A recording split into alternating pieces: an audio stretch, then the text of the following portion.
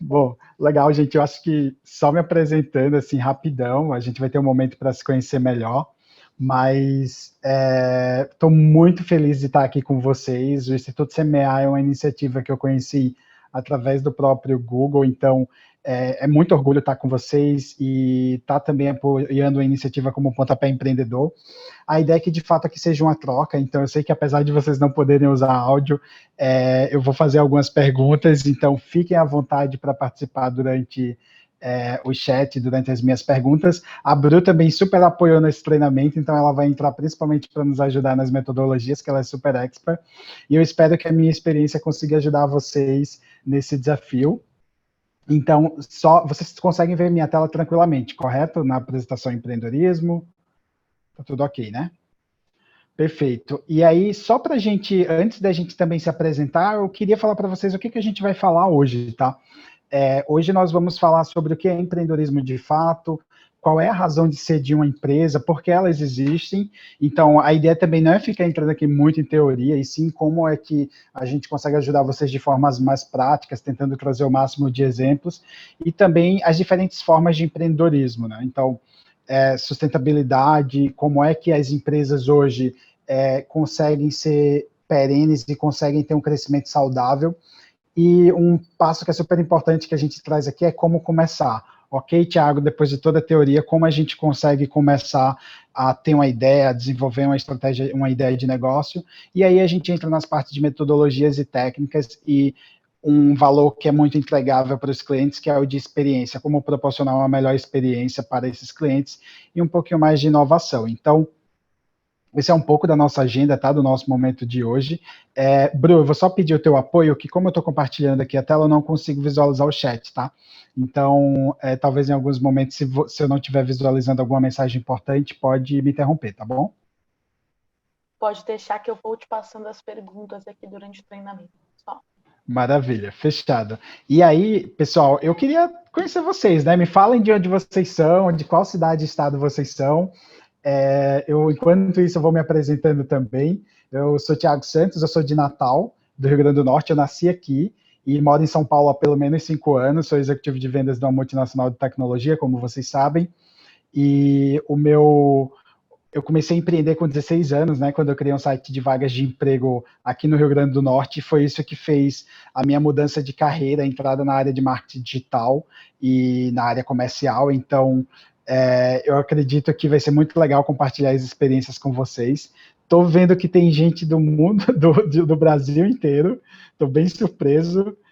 Gente do Piauí, gente do interior de São Paulo, muita gente do interior de São Paulo capital também.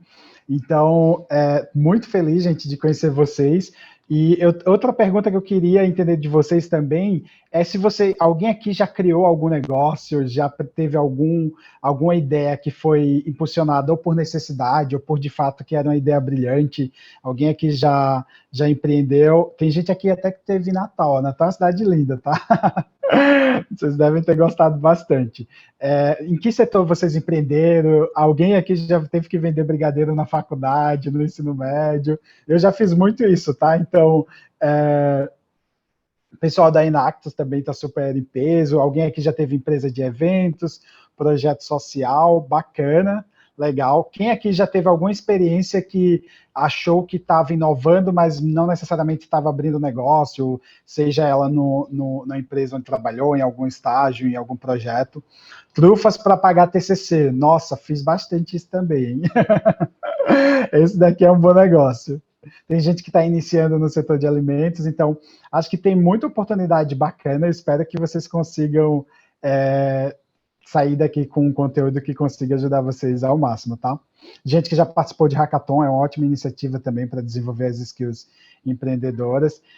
Legal, gente, eu acho que a gente está numa turma super de peso, que dá para entender as experiências de vocês, e talvez muitos de vocês tenham empreendido em algum momento por necessidade, alguns de vocês tenham empreendido simplesmente por oportunidade. O ponto é como a gente consegue, a partir daqui, né, fazer com que o empreendedorismo ele não seja apenas uma forma de fazer negócios, mas sim que vocês entendam isso como uma habilidade, como uma soft skill que é necessária para a carreira de vocês. Independente se vocês querem ser dono de um negócio, se vocês querem ter uma startup, e sim como, de fato, seres humanos e profissionais, como é que o empreendedorismo pode ajudá-los.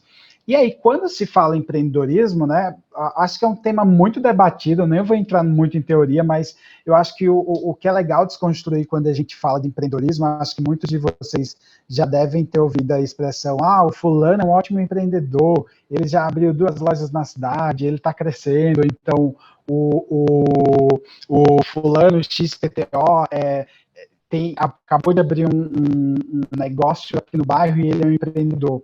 E aí, às vezes, a definição de empreendedorismo ela fica muito limitada a simplesmente ser dono do próprio negócio.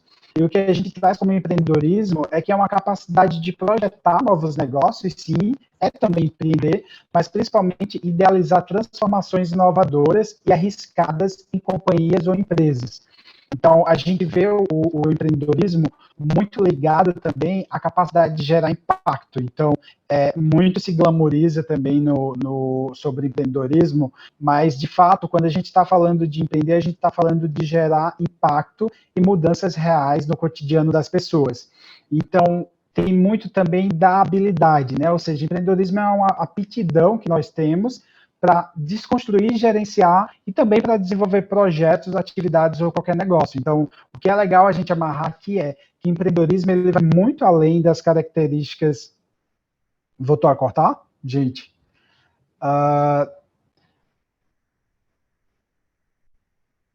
Ok. E o empreendedorismo vai muito além dessa característica apenas de abrir um negócio, de fato, estar no ramo empresarial e parte muito mais para uma linha de que você pode ser empreendedor sendo funcionário de uma empresa e você pode também ser empreendedor sendo dono do seu próprio negócio. Então, e como também você pode ser um empreendedor atuando nas repartições públicas. Então, é isso que a gente precisa sintetizar aqui. E quando a gente parte para entender por que as empresas hoje elas existem, né? É muito simples. Hoje uma empresa existe porque ela resolve um problema ou uma dor na sociedade. Qualquer negócio que não resolva um problema ou uma dor existente, dificilmente ele se mantém de pé. Então, essa é a razão de ser de muitas empresas, da maioria delas, e que tem que ser de qualquer tipo de negócio. E aí, por isso, quando a gente abre uma empresa, essa empresa, de fato, recebe um nome, né? Então, quando a gente fala de pessoa física, nós temos um nome próprio, quando a gente fala de empresa, nós temos uma razão social. Então, a gente até pega aqui o exemplo do Instituto CMA, né? É como se o apelido fosse Instituto CMA, e a razão social, que seria o nome próprio, Instituto Semeadores de Jovens Talentos. E aí, toda empresa é composta, quando ela é oficializada, por um CNPJ, né? Quando a gente caracteriza como empresa, ela precisa ter um CNPJ, que, de fato, é o CPF das organizações. É como se fosse você, pessoa física, você acaba tendo o seu próprio CPF, sendo o seu CNPJ para essas empresas. E o que mantém uma empresa de pé, como eu disse, o problema e a dor que ela resolve. É isso que faz com que as pessoas invistam tempo, invistam dinheiro e comprem de fato esse produto, até que isso de fato gere lucro, né? Então, é muito importante a gente entender que se a ideia não é filantrópica, ela precisa gerar de fato lucro em algum momento. Então, senão ela não para de pé, né? Senão ela vai parar de existir. Então, por isso que é necessário entender que tipo de negócio você vai e que tipo de setor você vai empreender. E quando a gente fala das diferentes formas de empreendedorismo, a gente está falando de vários setores da sociedade, né? A gente tem o Estado, então, basicamente, o setor público, onde vocês conseguem ter o Estado lidando com a produção, entrega e distribuição de bens e serviços, e aqui a gente é algo super novo, né? Quando a gente fala de empreendedorismo no segmento público, isso é totalmente novo e tem se desmistificado cada vez mais como os funcionários públicos, como os profissionais das repartições públicas podem empreender nesse segmento. A gente tem um segmento privado, né? Então, e depois a gente também tem o segmento social, né? O negócio social. E aqui é legal a gente conseguir também diferenciar que o negócio social, ele também gera lucro. Ele precisa gerar lucro. porém, ele não tem um lucro como a sua principal forma de ser medido. Na realidade, a forma que o negócio social é medido, além do lucro, é o impacto que ele gera de fato no ambiente onde ele está inserido. Então, isso é muito importante ter também como definição, porque às vezes as pessoas têm um preconceito sobre, mas empreendedorismo social não dá grana, empreendedorismo social, eu não sei se eu posso fazer uma carreira nesse tipo de segmento. E sim, é de fato um negócio, é um negócio que gera lucro, mas que a principal função dele está em gerar um impacto social. E um ótimo exemplo disso, a gente tem o Instituto CMA como um, um negócio social que gera impacto na sociedade, na vida das pessoas também. E aí a gente também tem o segmento filantrópico, né, onde é de fato sem fins lucrativos, onde de fato o lucro ele não é essencial para o negócio ficar de pé, então sobrevive basicamente à base de doações. Então, o que é legal aqui? De fato, vocês já foram apresentados aos setores, então provavelmente alguém aqui já tem alguma ideia do que queira empreender, do que quer fazer nesse desafio, mas é super importante vocês já pensarem onde a ideia de vocês ela vai se encaixar, porque isso vai definir como vocês vão planejar isso nas próximas trilhas e nos próximos treinamentos, tá? E aí, quando a gente fala de formas de empreendedorismo e diferença, a gente tem o empreendedorismo empresarial. Então, como é que a gente conseguiria caracterizar o empreendedorismo empresarial? É justamente aquilo que eu falei lá no começo, é o famoso mercado de bairro, uma marca como Unilever, supermercados, lojas de roupas. Aqui a gente está falando de empreendedorismo que é basicamente a criação de uma empresa, a formalização de uma empresa, não necessariamente você precisa ter tecnologia envolvida nessa criação. E aí a gente também tem o empreendedorismo corporativo, o que a gente chama de intraempreendedorismo. E essa aqui é uma característica que ela é muito pouco explorada. Isso tem mudado um pouco, principalmente na cultura e ambientes de startups. E, oi, acho que está travando um pouco. Será que se eu compartilhar a tela melhora para você? Oi, Bruna? Ti, você está me ouvindo? Desculpa. Tá travando um pouco a sua fala. Talvez se eu compartilhar o PowerPoint para você melhore. Ok, deixa eu só verificar. E agora, melhorou, pessoal? Não, eu acho que tá igual. Se você quiser, eu compartilho o PowerPoint para você. Talvez diminua um pouco o peso na sua internet, se você quiser. E agora, pessoal, consegue me ouvir? Bom, Felipe, obrigado pela dica do uma roupa, tá? Eu me movimento bastante. Deixa eu só verificar. Ok. Oi, pessoal, consegue me ouvir? Eu acho que tá cortando um pouquinho. Você me ouve, Ti?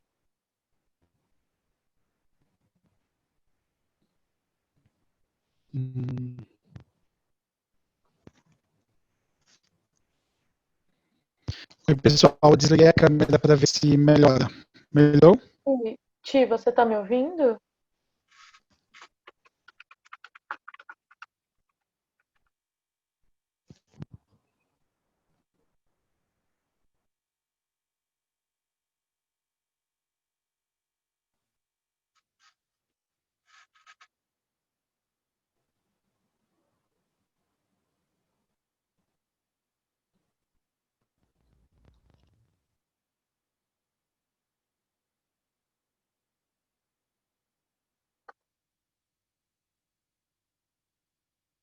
Pessoal, só um instantinho. Estamos passando por uma breve oscilação.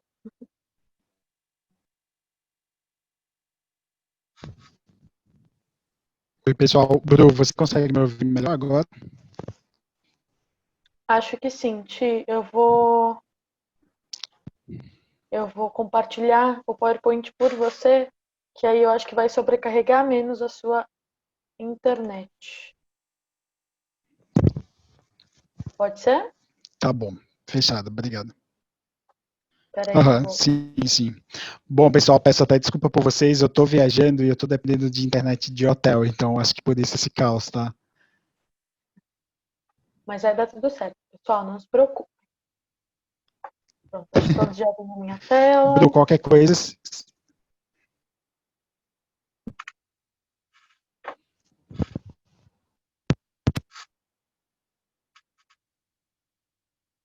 Legal, a gente pode continuar, Ti.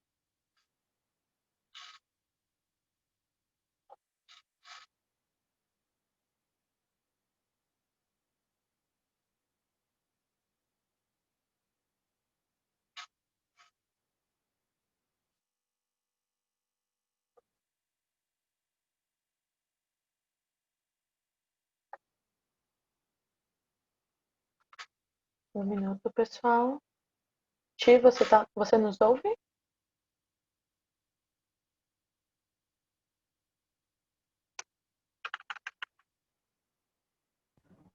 consegue me ouvir, Bru? Agora sim, agora sim. Tá, ok. Vocês então não ouviram nada que eu falei, né, antes? Agora é o que você falou até agora, não. Parou, acho que nessa apresentação. Ah, legal. Bom, pessoal, já mudei aqui de internet, eu tô sem o fone, então vamos torcer para dar certo agora. Eu estou usando o áudio do próprio computador. Obrigado, Felipe, pela dica também, tá? Bom, pessoal, e aí quando a gente fala de intraempreendedorismo, isso tem mudado muito com a cultura das startups e seus valores, porque hoje, quando a gente trabalha, e eu mesmo já passei por algumas startups, essas empresas elas têm uma cultura muito de autonomia. Então, de fato, você acaba se sentindo dono e você acaba vendo formas de empreender, seja dentro do seu time ou fora dele, e criando novos produtos e novos negócios, sem necessariamente você ser o responsável pelaquela área. Então, o empreendedorismo corporativo, ele acaba trazendo oportunidades e, de fato, assim, às vezes vocês podem ter a necessidade de empreender à vontade, mas vocês não querem arriscar sair daquele estágio que é tão sonhado ou daquele emprego dos sonhos. Então, como a gente faz isso de forma prática? É muito se cercando do ambiente onde vocês estão para, de fato, encontrar oportunidades de criar novas ideias e novos negócios através do empreendedorismo. E aí, quando a gente fala de empreendedorismo social, de fato, nós estamos falando de negócios que geram impacto no ambiente e que, de fato, trabalhem com causas sociais, sejam elas ambientais, econômicas e de seus diversos tipos. Então, a gente tem, de novo, o Instituto Semear como um ótimo exemplo de empreendedorismo de impacto social. Existem diversas iniciativas, existem até hoje incubadoras que conseguem ajudar negócios desse segmento. E aí, hoje, com todo o acesso, e aí falando de Brasil, né, a gente tem um país que ainda é muito desigual, não tem nem como discordar do quanto o Brasil ainda é um país que precisa avançar muito em termos de igualdade, só que com o advento da internet, né, com as pessoas tendo acesso cada vez mais à tecnologia, tem crescido muito o empreendedorismo digital. Provavelmente vocês já devem ter sido impactados por algum anúncio do tipo arrasta para cima e confira meu e-book com 10 dicas, confira o novo curso que eu lancei com 5, 10 dicas. Comentários à parte, polêmicas à parte sobre esse tipo de metodologia, mas essa é uma forma de que empreendedores digitais, que são eles que nasceram nativamente no digital, que não tem de fato, não tem necessariamente um local físico, não tem uma empresa física aberta, e que eles acabam criando e-commerce, cursos, e-books, produtos digitais de fato. Então, essa é uma forma super, hoje, barata de começar a empreender, com poucos recursos, mas também exige muita estratégia. Então, como eu tinha falado, hoje se romantiza muito o empreendedorismo, mas a gente precisa entender que o empreendedorismo ele requer técnica, ele requer paciência e ele requer tempo também. Então, independente das categorias de empreendedorismo que vocês pensam em desenvolver um negócio, é necessário entender que empreender é muito bom. Empreender vai desenvolver vocês, mas precisa também de tempo para que a ideia seja cada vez mais amadurecida e que, de fato, o negócio consiga se desenvolver. E aí a gente tem as startups, né, que são então, as famosas startups. Né? Muitas empresas, quando a gente olha para Google, Facebook, LinkedIn, empresas como essas nasceram como startups. E startups têm características específicas, que tem a tecnologia como base. Então, quando a gente está falando de um negócio para ser uma startup, ele precisa ter tecnologia envolvida para ter escala.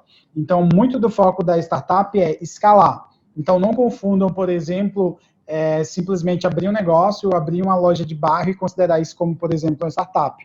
O conceito de startup está muito atrelado à tecnologia como base e também à escala, a negócios. A maioria desses negócios são digitais, mas também é super importante ter claro que uma startup não se resume a negócios digitais, tá? Você pode ter uma startup que resolva, que seja um serviço de saúde, que seja um serviço que ajude os governos e as cidades, então não precisa se limitar ao ambiente digital, mas é necessário que para ser considerado uma startup, você tenha tecnologia envolvida e você tenha também a ideia de escala. Bru, pode passar, por favor, o slide. E, Tia, acho que é legal a gente falar também, né, que se, por exemplo, putz, eu quero criar um restaurante, restaurante é o que, sei lá, eu quero fazer disso uma coisa que dê certo. Como que a gente usa o design thinking, que é o que vocês vão aprender aqui no Pontapé, para fazer que seu restaurante não seja um restaurante, mas seja uma experiência? A gente vai conversar um pouquinho sobre hoje, mas eu acho que é isso, né? A gente fazer, não só criar um negócio, mas sim fazer com que seja um negócio de impacto, um negócio que tenha experiência, que seja de fato empreendedorismo. Legal, obrigado por pontuar também. E aí, quando a gente também olha para as empresas, hoje, quando a gente fala de negócio, seja ele um negócio social, seja ele um negócio de cunho empresarial, essas empresas, elas têm missão e visão, né? Então, a gente está falando de missão, que é a razão de existir, de fato, porque aquela empresa existe, então, e ela tem uma missão que precisa ser muito bem definida. Muitas vezes a gente chega em algumas empresas, ou isso pode acontecer com vocês, de chegar em uma empresa e às vezes a missão e a visão ela está ali estampada na recepção dessa empresa. E por que as pessoas fazem isso, né? Justamente como uma forma de se lembrar. Porém, mais importante do que ter uma missão e visão estampada dentro de uma placa na empresa, é de fato viver isso. Então, entender por que essa empresa existe, então que vocês comecem a refletir sobre por que vocês estão criando o negócio e qual é a visão de longo prazo, qual é o futuro, que aí a gente está falando de visão, onde vocês querem chegar. E também toda empresa e todo negócio, ele vai ser ancorado por valores, né? Quando a gente está falando de valores, são os valores que norteiam e conseguem fazer com que essas empresas elas consigam reter talentos, elas consigam também ter resultados excelentes de vendas e também, de fato, consigam ser admiradas.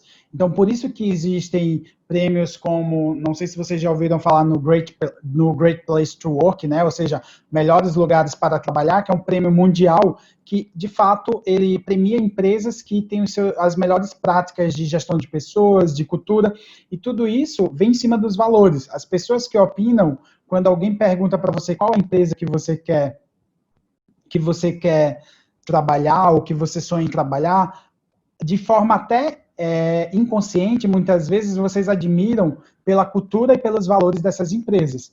E aí, quando a gente está falando de valores, tem um dos valores que é muito importante. Porque para continuar impactando a vida das pessoas e também aumentando o alcance, a gente precisa que uma empresa ela tenha uma estrutura perene, que seja sustentável. Ou seja, quando a gente fala de sustentabilidade, a gente não está falando aqui apenas de meio ambiente, tá? A gente está falando de como essa empresa consegue ser perene e ter uma estrutura que consiga se sustentar no longo prazo. Por exemplo, quando a gente olha para um cenário como esse do Covid-19 e tenta entender quais as empresas conseguiram, e aí falando mais de empresas maiores, né, porque infelizmente as pequenas e médias empresas foram muito afetadas, quando você tenta entender quais foram dessas empresas que conseguiram se manter de pé, lógico, a gente está falando de capital, que também ajudou bastante, mas os valores e também a sustentabilidade dessas empresas é que, de fato, as tornaram, digamos, que fizeram elas passarem pelo período do Covid-19, né, estar passando, porque ainda não acabou, de uma forma menos danosa. E isso também acontece porque nós, enquanto consumidores, nós mudamos, o nosso comportamento ele não é mais igual. Muito se fala sobre um consumidor que tem acesso a um infinito número de recursos. Hoje você não compra apenas de uma marca porque a marca vende mais barato, ou tem a melhor estampa, ou tem o melhor produto, e sim, muitos desses consumidores, eles passam a ser exigentes e eles querem entender. Eu estou comprando de uma empresa que tem mão de obra escrava, essa empresa tem ideologias que são contrárias ao que eu penso, qual é o posicionamento dessa empresa hoje para o mercado e para os seus consumidores, e principalmente como ela trata os seus funcionários. E aí é que a gente entra em sustentabilidade. E falando de sustentabilidade, a gente tem 3 pilares, né? A gente tem ambiental, que basicamente ela está relacionada às condutas que de fato envolvem o impacto no meio ambiente, seja de curto a médio prazo ou longo prazo. Então, é super importante também ressaltar que não adianta uma empresa, por exemplo, se ela pratica o desmatamento e aí ela tenta compensar o desmatamento reduzindo o consumo de embalagens dos produtos. Isso não é sustentabilidade ambiental, tá, gente? Não dá para fazer uma coisa e compensar com outra. A gente tem que pensar em sustentabilidade ambiental de uma forma como a empresa como um todo, ela consegue reduzir os impactos no meio ambiente. E aí, além disso, nós temos a social, que é muito focada no capital humano, ou seja, nas pessoas que estão ligadas direto ou indiretamente às atividades de empresa. E aqui a gente está falando de funcionários, dos consumidores, dos fornecedores, do público-alvo dessa empresa, também dos terceirizados. Um exemplo claro disso, uma empresa que se preocupa com que tem sustentabilidade social, ela está muito preocupada não só com o seu funcionário, mas ela também está preocupada com quem atua na cadeia de produção da matéria-prima desses produtos.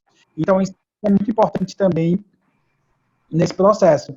E outro ponto é econômico, né? Então, ou seja, uma empresa que é economicamente sustentável, ela consegue produzir e distribuir os produtos de forma que tenha uma relação justa entre os seus concorrentes, entre o mercado que ela atua. Então, um impacto, por exemplo, falando de sustentabilidade econômica, é justamente se a gente está comprando produtos de empresas que não escravizam mão de obra, que não impactam a economia de toda a cidade fazendo concorrência desleal. Então, são esses tópicos também que vocês precisam pensar, que é qual vai ser o pilar, de que forma a ideia que a gente vai criar aqui no pontapé, ela consegue ser sustentável,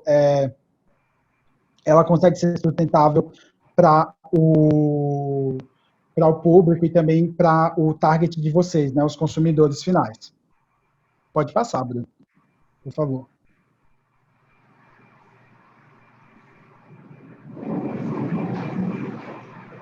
E aqui alguns exemplos, né?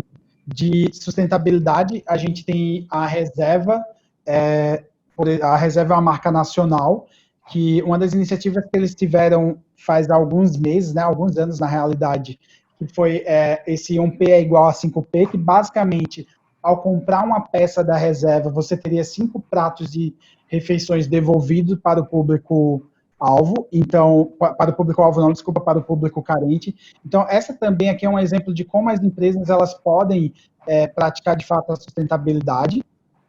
Um ponto super importante, sustentabilidade precisa ir muito além de campanhas publicitárias, ela precisa começar na cultura da empresa, não é só uma forma de vender mais, não é uma forma de vender mais, então isso é um ponto super importante, pode passar, Bruno. Outro exemplo super bacana é como, por exemplo, a gente tem aqui o Facebook, que ele se comprometeu a usar energia 100% renovável até 2020, então a gente tem visto também diversas empresas reduzindo o consumo de carbono para ajudar também o meio ambiente, então é esse tipo de boas práticas que nós conseguimos verificar também no mercado. Pode passar, Bruno? Também a Natura é um excelente exemplo de como eles têm reduzido os gases do efeito estufa, como eles têm se preocupado em relação a questões que impactam diretamente os agroextrativistas, né? Ou seja, as pessoas que estão envolvidas no processo de cultivo e de e de extração dos produtos naturais que a Natura usa, então, e também na remuneração dos serviços desses profissionais. Então, a Natura também é uma empresa que, quando a gente olha no nível Brasil, que está muito preocupada com as questões de sustentabilidade e também com outras questões sociais, como vocês provavelmente acompanharam hoje, recentemente nas notícias, o quanto as campanhas publicitárias da Natura causaram um impacto na imprensa e na sociedade, quando ela acaba abraçando uma causa como foi a causa LGBTQ+. Então, esses são alguns exemplos de como isso pode, de fato, impactar também a ideia de negócios que vocês terão por aqui. Pode passar, Bruno. E quando a gente fala também, a gente tem um case muito legal da Ambev, que doou 100% do lucro da água da AMA para quem não tem água, então, para ajudar as pessoas que não têm água no Brasil. Então, esse é um exemplo super legal. Outro exemplo da própria Ambev é do programa Voa, né? A Ambev, eu descobri recentemente também, né? Acho que a Bru pode até complementar, que é uma super apoiadora do Pontapé Empreendedor. Então, eles, com a plataforma que eles têm, que é um programa de transformação social chamado Voa, os funcionários da própria Ambev trabalham junto como voluntários com outras ONGs, doando tempo e conhecimento para as organizações, para essas organizações, para que essas ONGs elas consigam atingir seus objetivos de negócio, seus objetivos de longo prazo. Então, essa iniciativa é muito bacana. Bruce, se você quiser comentar mais sobre também, fica à vontade, tá? Pessoal, e eu acho que é muito legal a gente falar um pouquinho sobre o Voa. Primeiro porque a Ambev é uma das maiores patrocinadoras do Pontapé Empreendedor, então esse evento está acontecendo também pela Ambev, que vai dar alguns dos nossos treinamentos. Mas eu acho que ela é um exemplo muito claro. A gente viu aí 2 casos, né? De uma empresa que tem um produto que seja cerveja, enfim, bebidas, que são bebidas, e ela não é um negócio social, ela não tem por objetivo, sei lá, transformar a sociedade por meio de bebida. Não, mas ela dentro da empresa tem uma palavra em inglês para isso que chama core, que é o que a empresa carrega como centro do que ela faz. É o core da empresa. E aí, dentro desse core da empresa, do centro do que a Ambev faz, eles acreditam que tem que ter impacto. Então, várias organizações são financiadas pela Ambev. E, inclusive, o Semear aí é um dos parceiros que a Ambev ajuda com o Voa, que é esse programa de voluntariado. Então, a Ambev não é uma empresa de voluntariado, não é uma empresa de produtos sociais.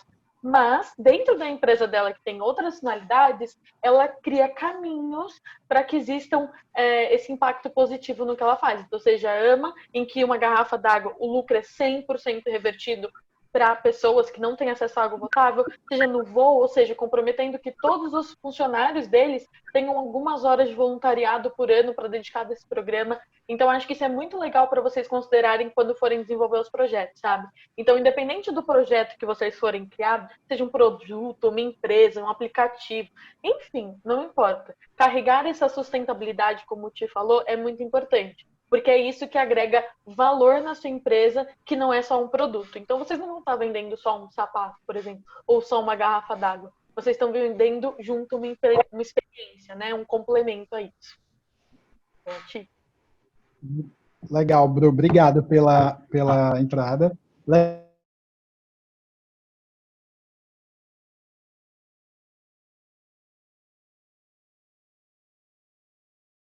Super interessantes dentro desse. Bru, obrigado, tá, pela introdução. Acho que eu estava falando com o microfone mudo. E é super legal ver os comentários de vocês falando das empresas que, como Natura e Ambev, têm realizado um trabalho incrível, principalmente durante o Covid-19, né? A gente viu, por exemplo, ações da Ambev produzindo álcool, o Boticário também doando álcool. Então, são iniciativas como essas que reforçam a sustentabilidade das empresas também, que mostram quanto elas têm, e aí, de novo, sustentabilidade em todos os aspectos, desde sustentabilidade de negócio, mas também sustentabilidade como um pilar e um valor, e isso reforça muito. Muito legal, obrigado pela participação de vocês nos comentários. Bru, pode passar. E aí, pessoal, não sei se vocês têm perguntas, eu não sei se a Bru também conseguiu destacar alguma pergunta durante o chat enquanto eu estava apresentando, mas se tiver, fiquem à vontade para perguntar agora, tá? Pessoal, só para vocês saberem, vamos ter várias sessões de perguntas, né? Cada bloco. Então, a cada bloco, a gente vai abrir um momento para vocês irem tirando as dúvidas, para não ficar tudo acumulado lá no final. Então, deixa eu checar aqui se nós temos alguma específica. Eu lembro que eu vi uma da Ana Carolina Rosenberg. Desculpa se eu pronunciei errado, mas né, com nomes complexos eu também entendo. Ela perguntou se hoje a gente adiciona também um pilar cultural na sustentabilidade, ou seja, ter também esse outro lado como parte fundamental da empresa. E qual que é a sua opinião? Eu acho que pode ser até um achismo mesmo, Ti. Legal. Ana Carolina, não é isso? Ana, então, na realidade, sustentabilidade cultural é uma discussão que tem, e eu te confesso que eu não entrei tanto nesse tópico, mas é uma discussão que ela é super, ela está acontecendo, mas esses três pilares são os pilares que a gente tem como definição oficial, né, digamos assim. Porém, sustentabilidade cultural é uma discussão válida. Se hoje você pesquisa sobre, se tem diversos conteúdos falando sobre o quanto consegue trazer, o quanto ele consegue agregar dentro das empresas, etc. E aí, eu acho que o grande desafio a gente está falando de uma abordagem que é interdisciplinar, né, que envolve diversos aspectos e que, de fato, tem como esse objetivo aumentar o significado da cultura dentro das organizações. Então, oficialmente, o que nós temos são esses três pilares, mais a sustentabilidade cultural, ele é um tópico super válido e eu acredito que é questão de tempo da gente conseguir também explorar cada vez mais isso. O ponto é, ainda quando a gente fala desses três pilares principais, social, ambiental e econômico, a gente está falando de empresas que ainda não conseguem, se a gente olha para quem consegue fazer isso bem hoje no Brasil, a gente está falando de grandes empresas. Então, o desafio ainda é fazer com que esses outros três pilares consigam chegar em empresas menores e consiga ser pulverizado pelo país. Boa. Ti, temos mais duas aqui, e aí eu acho que a gente pode continuar depois delas, mas a Alcione perguntou se você poderia explicar normalmente sobre como funciona essa sustentabilidade econômica. Então, recapitular aí um pouquinho de o que faz uma empresa ser sustentável economicamente ou financeiramente.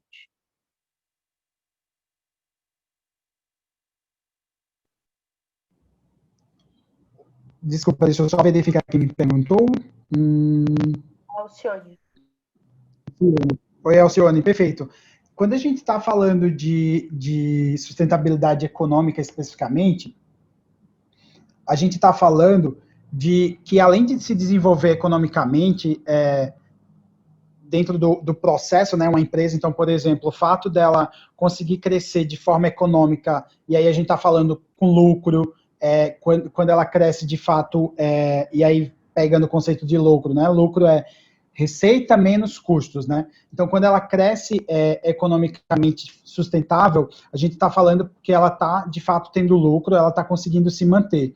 Mas, além disso, a gente também está falando de que esse desenvolvimento econômico e sustentável, e essa sustentabilidade econômica, ela não deve ser às custas de desequilíbrio de ecossistemas ao seu redor. E aí, quando a gente fala de ecossistema econômico, a gente está falando, por exemplo, eu vou citar um exemplo que pode ser, como eu citei lá no começo, que é um determinado uma determinada empresa que está fazendo concorrência desleal, que ela está, por exemplo, atuando com preços impraticáveis e abusivos, enquanto os seus concorrentes ao redor, naquela mesma cidade, naquele mesmo entorno, elas nem sequer conseguem ter os mesmos níveis de precificação. Então, esse é um dos exemplos também, quando você não afeta até a sua própria concorrência e não gera um desequilíbrio no negócio como um todo. Porque pensando em uma economia que ela é, de fato, saudável, é uma economia onde todas as empresas elas conseguem ter sua vez. Então, por isso que existem órgãos reguladores como o CAD, que quando a empresa acaba comprando outra, ele precisa ter uma regulamentação e precisa ter uma pré-aprovação, porque senão você pode ter alguns segmentos de mercado dominados apenas por uma ou duas marcas. Isso acaba gerando um desequilíbrio e prejudicando, por exemplo, um produtor regional, uma marca mais regionalizada. Então, esses são alguns dos exemplos de como se daria essa sustentabilidade econômica. Ficou claro? Eu acho que um outro exemplo que a gente pode dar, por exemplo, são muitas ONGs que hoje, por exemplo, vivem de doação. E aí, quando a gente olha especificamente, viver de doação não é você ser sustentável economicamente. Porque vamos supor que todo mundo quebra, não tem mais dinheiro no mercado, e as pessoas, sei lá, o dinheiro que elas têm, elas usam para pagar as próprias contas. E não tem mais dinheiro para doar para organizações. E o que acontece com essa organização? Ela fecha. Então, uma dessas ideias também, como te explicou, de ter sustentabilidade econômica, independente do que você for fazer, é você garantir que seu projeto consegue funcionar pelas próprias pernas, digamos assim. Então, seja, por exemplo, mesmo sendo uma ONG, ter alguma questão que agrega valor e que as pessoas pagariam por aquilo. Um exemplo do Semear. A gente vive de doação, vivia, e aí hoje a nossa principal verba vem de parcerias com empresas. Porque para as empresas é interessante elas patrocinarem o Semear, porque daí elas conseguem conhecer um monte de jovem incrível como vocês que estão aqui. Então, aí alguns exemplos, né? Então, em vez da gente fica menos arriscado da gente quebrar, por exemplo, se a gente vê só de doação versus a gente vê dessas patrocínios, que são parcerias, que tem contratos. Você coloca as coisas um pouco mais estruturadas e consegue ter mais garantia para os seus projetos. Assim, eu acho que isso é muito legal, principalmente quando a gente olha para projetos sociais, que a princípio a gente pensa, não, eu vou ser um projeto social, não quero ter lucro, quero fazer uma ONG. Mas mesmo uma ONG precisa ser sustentável financeiramente.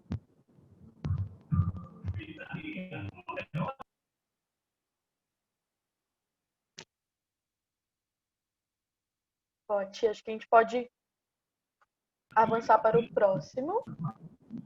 Oi, Bruno, tá ouvindo? Agora tô sim. Bom, pessoal, a gente tá tendo um reclame publicitário aqui na rua, tá? Então, caso vocês estejam ouvindo, é um carro de som, tá? Bom, pessoal, e aí falando sobre como a gente começa, né? O maior desafio, quando a gente está tendo, principalmente, desafios como esses, eu já participei de alguns hackathons também, é de fato como começar, né? Vocês devem provavelmente ter tido várias ideias, e aí até uma das perguntas que eu gostaria de saber é, pensem aí, se vocês puderem digitar no chat, qual foi a última coisa que alguém reclamou para vocês, seja relacionada a serviço, a produto, ou um problema que vocês tiveram recentemente, seja fila de banco, fila de clínica, pensando no cenário do Covid-19, má conexão com a internet, as aulas virtuais. Alguém aqui falou sacolinha de mercado. Boa, Isabelle, já pensa como é que de onde vem esse problema com sacolinhas de mercado? Mais alguém? Marcação de consulta médica, troca de produto, problema com Enel. Já tive alguns, hein, cara? Higienizar os produtos após a compra do mercado, super complicado fazer isso mesmo. Última coisa foi recepção de Wi-Fi, internet ruim. Internet ruim eu estou passando hoje, né?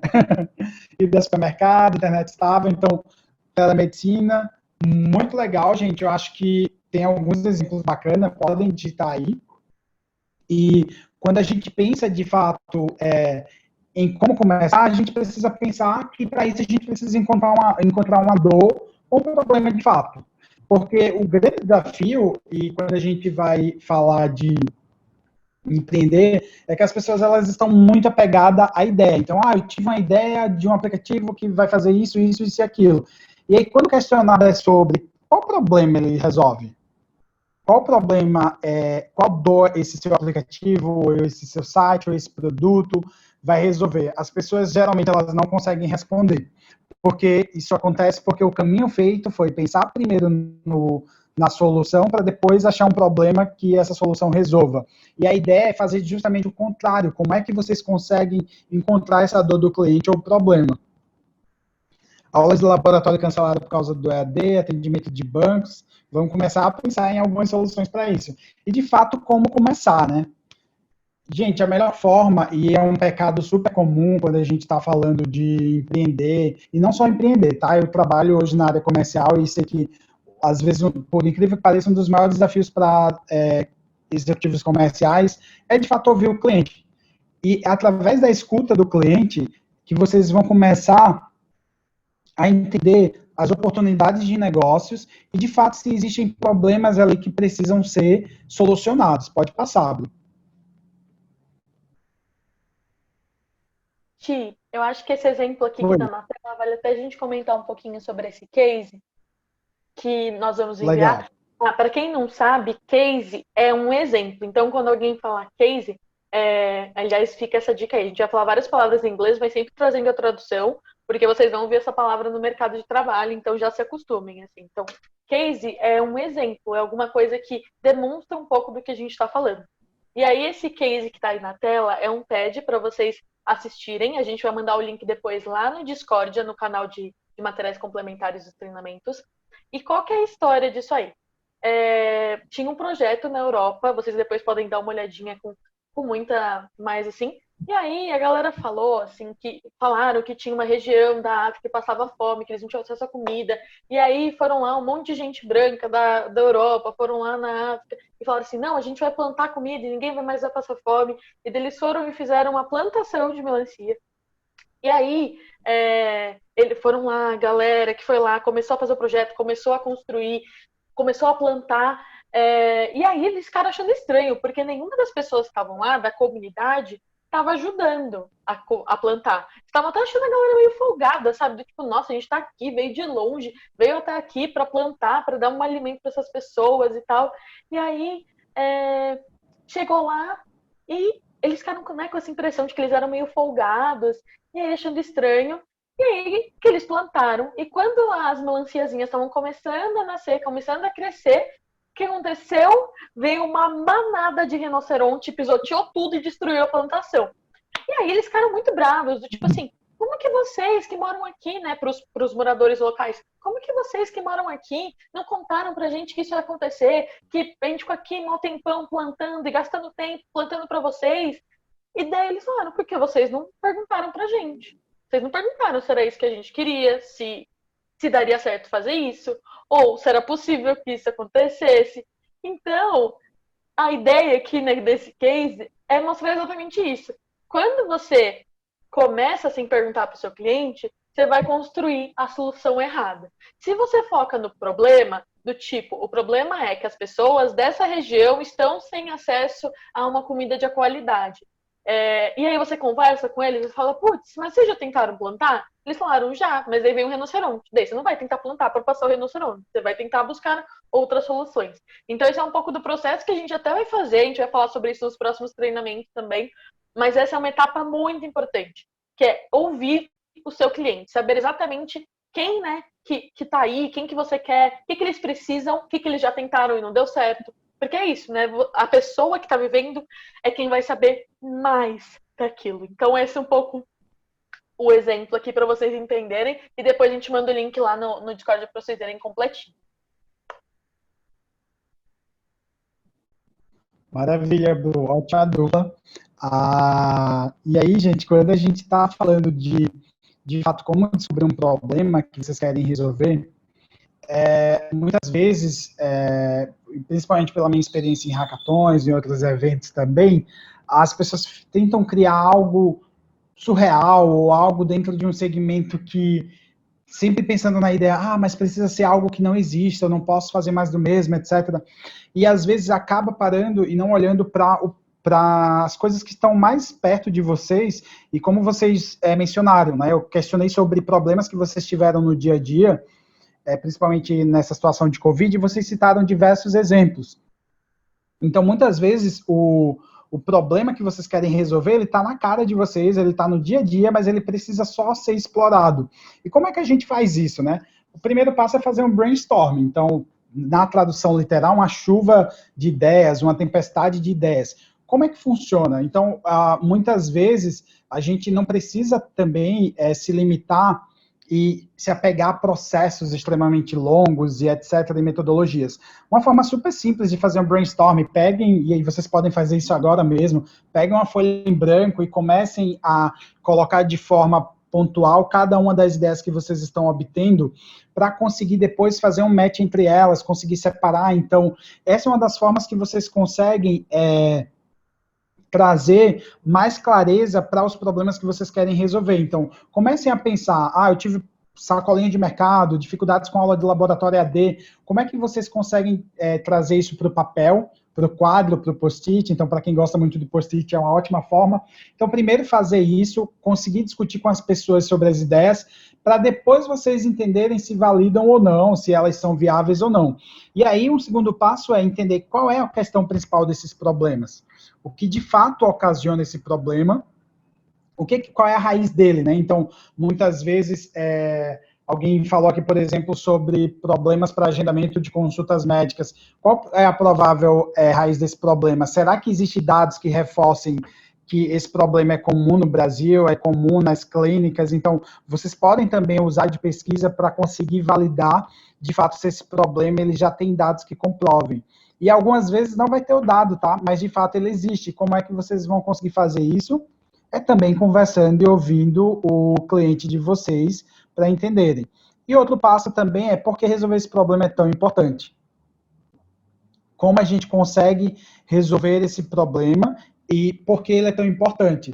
Porque muitas vezes, se vocês pararem para pensar, existem problemas que às vezes o match é errado, verdade, Carolina? Às vezes o match acaba não dando certo, concordo com você. Mas como a gente consegue, porque resolver esse problema seria algo importante. E isso é super, também vocês precisam ser transparentes consigo mesmo, que às vezes vocês têm um problema, vocês têm uma ótima solução, mas simplesmente resolver aquele problema não vai trazer escala, não vai de fato gerar um impacto social. Então, é necessário ser transparente e também ser super aberto e flexível para entender que às vezes o problema ele não tem tanta relevância como vocês podem achar que ele tem, e vocês só vão descobrir de fato se conversarem com esses clientes. E aí, para quem é importante resolver? Esse passo é super importante, gente. Muitas startups no Brasil e empresas acabam falindo e fechando porque elas têm uma ótima solução, elas têm um ótimo produto, mas elas esquecem da sua principal fonte de receita, que é o seu cliente.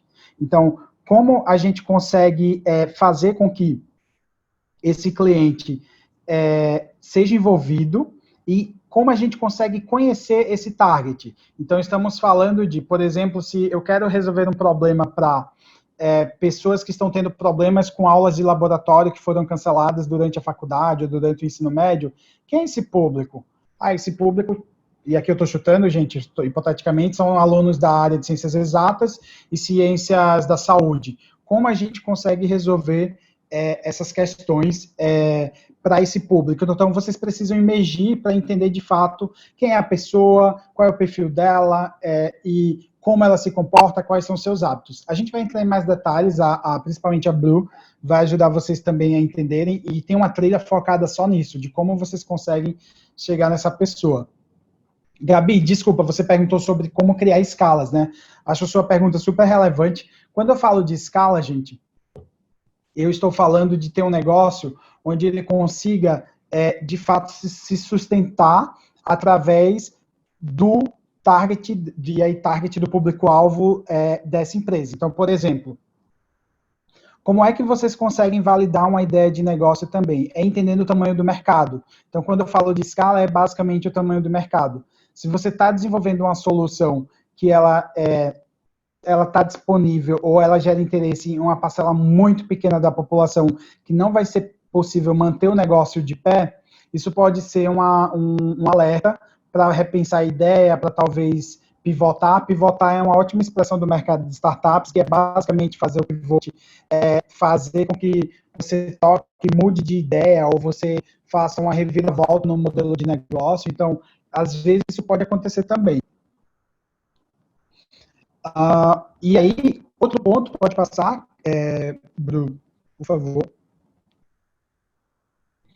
Também pensar no problema de forma diferente. Então, quando a gente fala de pensar no problema de forma diferente, é sair do óbvio. Então, muitas vezes a gente acaba ouvindo só o nosso lado. É algo que eu também aprendi durante a minha carreira, tá, gente? E se eu pudesse dar um conselho para vocês, levem isso para tudo. Entre aspas, como eu sempre trabalhei com publicidade, com marketing, eu sempre ouvi uma frase de um ex-gerente meu que era: você não é referência para nada. E era para brincadeira essa expressão, mas ele estava falando isso relacionado quando você precisa entender sobre um determinado segmento, determinado público-alvo, você não pode tomar só suas verdades. Você não pode achar que a sua opinião e que a forma que você pensa é necessariamente a forma de pensar desse seu potencial cliente. Para que você descubra se é ou não, você precisa conversar com ele. Para que isso aconteça, você precisa se despir das suas verdades, ou seja, dos seus preconceitos, das suas opiniões, e de peito aberto, ouvir aquele cliente como se você não tivesse ali uma opinião formada, porque isso é super importante nessa fase onde vocês estão tentando descobrir e tentando pensar de forma diferente. E revisar, de fato, as barreiras e os limites que existem.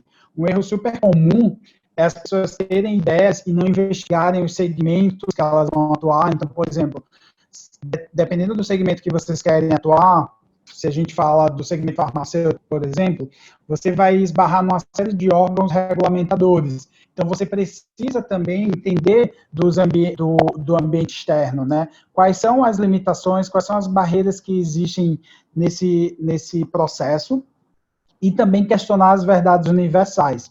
Não sei se está todo mundo familiarizado com verdades universais, mas é basicamente aquelas verdades que a gente fala que é irrefutável ou que não tem discussão, é verdade e pronto. Então, muitas vezes, eu diria que é muito do senso comum. A gente precisa sair do senso comum e começar a se questionar se, de fato, quando alguém diz que não tem mercado para isso, ou aqui na minha cidade já tentaram diversas vezes empreender nesse segmento e nunca deu certo. Será que, de fato, é isso mesmo? Será que não existe um problema que ninguém está olhando e por isso não está dando certo? Então, sempre questionem. E também revisem o que vocês sabem sobre o tema, sobre o que vocês estão tentando empreender. É super importante para que vocês consigam se deparar com legislações, com órgãos que precisam, às vezes, regulamentar, ou que tipo de mão de obra vocês vão precisar. Então, esses são alguns dos pontos também. Pode passar, Bruno. Pessoal, acho que sobre verdades universais, uma das coisas que a gente às vezes faz também é admitir que a nossa verdade pessoal é uma verdade universal. Vou te dar um problema, um exemplo. Vamos supor que eu tenho um problema que eu não gosto de ir no supermercado. E daí eu decidi que essa é uma verdade universal.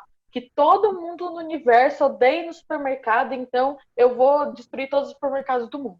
Mas, na verdade, essa é uma coisa que é minha. Se eu for conversar com as pessoas, talvez vão ter pessoas que gostam de ir no mercado, pessoas que não gostam e pessoas que são indiferentes. Então, não dá pra gente assumir alguma coisa que a gente não gosta como uma verdade universal. Um outro exemplo, eu fui de uma escola pública que era muito ruim.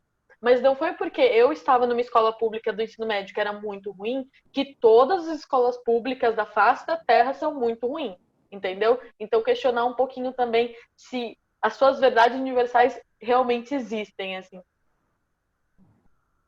Perfeito, Bu. Ótima colocação. E aí, finalizando, de fato, a gente tem como descobrir esse problema que vocês precisam resolver. Então, acho que outro passo também super importante é definir o que vocês ainda não sabem e o que vocês precisam descobrir. Então, é super importante também ter a humildade, eu falo muito sobre isso, que é entender que a gente não sabe sobre tudo e a gente precisa, de fato, descobrir, principalmente quando a gente não é o target, não é o público-alvo dessa solução ou do que vocês estão desenvolvendo. Então, descubram o que vocês sabem para conseguir também identificar o que vocês precisam descobrir. E, de fato, quais evidências vocês possuem que vão mostrar que aquele problema ele vale um investimento. E aí, quando eu falo de investimento, pode ser um investimento financeiro, mas investimento de qualquer outro recurso que vocês queiram colocar no projeto, que é, principalmente falando do pontapé empreendedor, será que a solução, o problema que vocês estão tentando resolver, ele vale esse investimento que vocês vão fazer? Então, essa pergunta é super importante porque ela vai definir os próximos passos. E já tendo um problema em mão, vocês precisam delimitar. E o que seria delimitar esse problema? De forma bem simples, ao invés de vocês, por exemplo, alguém está tendo a ideia de fazer, de resolver o problema das aulas à distância nas universidades.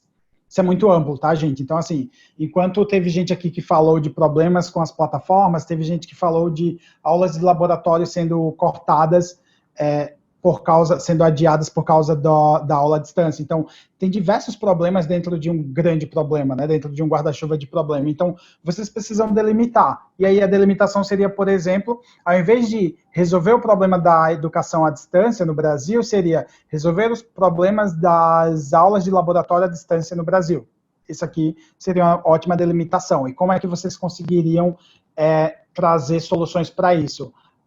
Nós poderíamos ir aqui chutando, daria para vocês utilizarem aulas 3D, plataformas 3D ou qualquer outra solução voltada. Então, é a partir disso que vocês começam a pensar melhor e desenvolver essas ideias. E aí, até reforçando, né? Essa frase é muito das nossas mães, né? Porque a minha mãe fala muito sobre isso, que é não abraça o mundo com as pernas. Isso é super importante. Vocês precisam ter foco e vocês precisam também entender que não dá para resolver todos os problemas do mundo, então é necessário escolher um muito bem. E aqui eu trouxe até um exemplo de como a Stone resolve problemas de meio de pagamento no Brasil.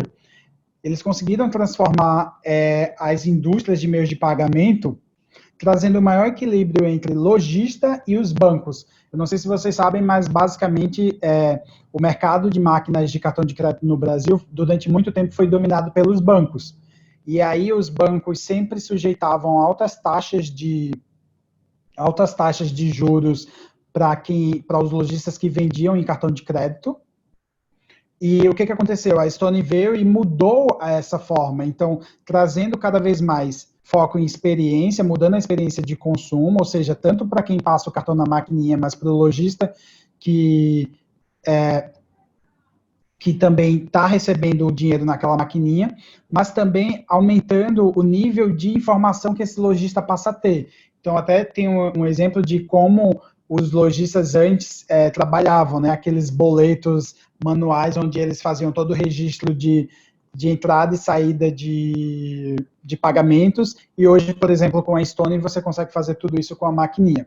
Então, essa é uma solução que a Stone trouxe, que teve muito foco em problema, e aqui, claro, né, não dá para falar de foco em problema e alguém que resolveu muito bem sem deixar de falar do Instituto CMA. E o Instituto CMA, ele consegue resolver, de fato, desenvolver e conectar os jovens por meios da educação, transformando vocês em líderes com esses desafios sociais e que, de fato, que vocês acabem sendo agentes multiplicadores por um Brasil melhor e mais justo. Então, o que o CMA fez, né? O CMA identificou que um grande problema era que jovens no Brasil estavam tendo acesso a um sistema público de ensino superior, mas eles não estavam conseguindo continuar devido às questões financeiras, devido às dificuldades, devido à falta de acesso de bolsas. Então, o Instituto CMA veio para resolver esse problema, e hoje, por isso que esse problema foi o pontapé inicial, e aí a Bru pode até me complementar, mas hoje o CMA ele consegue resolver diversos outros problemas, mas sempre dentro desse pilar. E aí, por exemplo, o pontapé empreendedor é uma das formas que a gente consegue também ajudar jovens a se desenvolverem como empreendedores e como profissionais. Sim. E aí, eu acho que uma das coisas legais do CMA, né, que fala muito que ele focou no problema.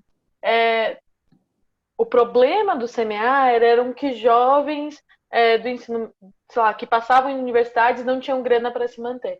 Esse era o problema. E aí, se o CMA, por exemplo, chegasse com a solução, não, a melhor solução para isso, para esse problema que as pessoas não ficam, é criar uma regra na universidade que é obrigatório que qualquer pessoa de baixa renda que fique tem que ir lá, senão vai ser proibido e nunca mais nenhuma pessoa de escola pública vai conseguir ter cota. Assim. Então, imagina se essa fosse a solução que o CMER tinha. Ou que, sei lá, que a solução fosse o básico do, não, a gente vai dar dinheiro para as pessoas, já que elas não têm dinheiro para se manter, a gente dá dinheiro para as pessoas e acabou. Não, é entender com muito mais clareza e amplitude o que está por trás desse problema. Então, não é só dinheiro que falta, é falta de acesso a uma rede de contatos, e aí a palavra em inglês, o correspondente é networking, então networking, rede de contatos. Então, é a falta de acesso a uma rede de contatos, é a falta de acesso a oportunidades de trabalho, é agora, né, o novo problema, a falta de acesso a empregos, a taxa de empregabilidade. Então, é entender tudo que está por trás e atuando no de trás, porque daí a gente consegue garantir, sabe? E aí a gente vai agora ter um momentinho para perguntas. Antes de eu passar as perguntas para o Ti, queria só responder o Fábio, que Fábio, sim, eu também sou super aí, não gosto que a gente use palavras em inglês, em português também, acho que a gente deveria traduzir. Mas o porquê que a gente está, né, falando aqui essas palavras em inglês para vocês hoje? Porque vocês vão ouvir muito isso. Então, como a gente, né, quer fazer do Pontapé um espaço que vocês aprendam muito, a gente precisa garantir que vocês, de fato, saibam, né? Então, imagina vocês estão lá com uma reunião com um patrocinador, com um futuro investidor do projeto de vocês, e aí eles falam, tá, mas qual é seu target? Quem que é o target do seu projeto? E aí você não sabe o que é isso. Então, uma das nossas preocupações foi trazer isso, por mais que, né, a gente seja particularmente a favor ou contra, acho que vocês vão se deparar com isso, né? Então, por isso a gente está tentando trazer, por mais chatinho que seja, para vocês, quando se depararem, saberem o que é. Inclusive, a gente tem até um dicionário de startupês que vai entrar lá no nosso guia de materiais complementares, que explica muito dessas palavras. Então, só para vocês saberem aí o porquê que a gente está usando, um pouco por conta disso, porque vocês vão ouvir também. E Ti, vi aqui várias perguntas aqui no chat para você. A primeira delas era do Jonas. O Jonas perguntou se funciona igual quando o target, o público-alvo não são pessoas. Por exemplo, ONGs ambientais. Tem que fazer todo esse processo? Sim, Bruno. Foi o Bruno, desculpa, que perguntou? Foi, Jonas. Oi, Bruno. Tá ouvindo? Ok.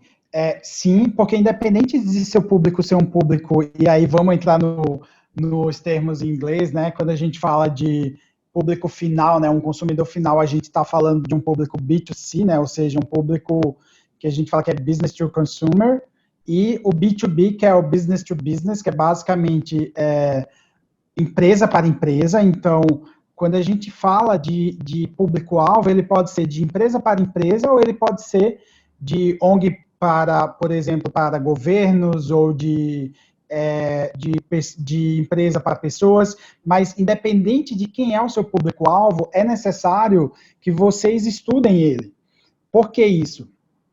Porque é nesse processo que vocês conseguem descobrir os desafios. Então, Tiago, beleza, mas se o meu público-alvo é uma empresa tem muita gente, quem eu converso?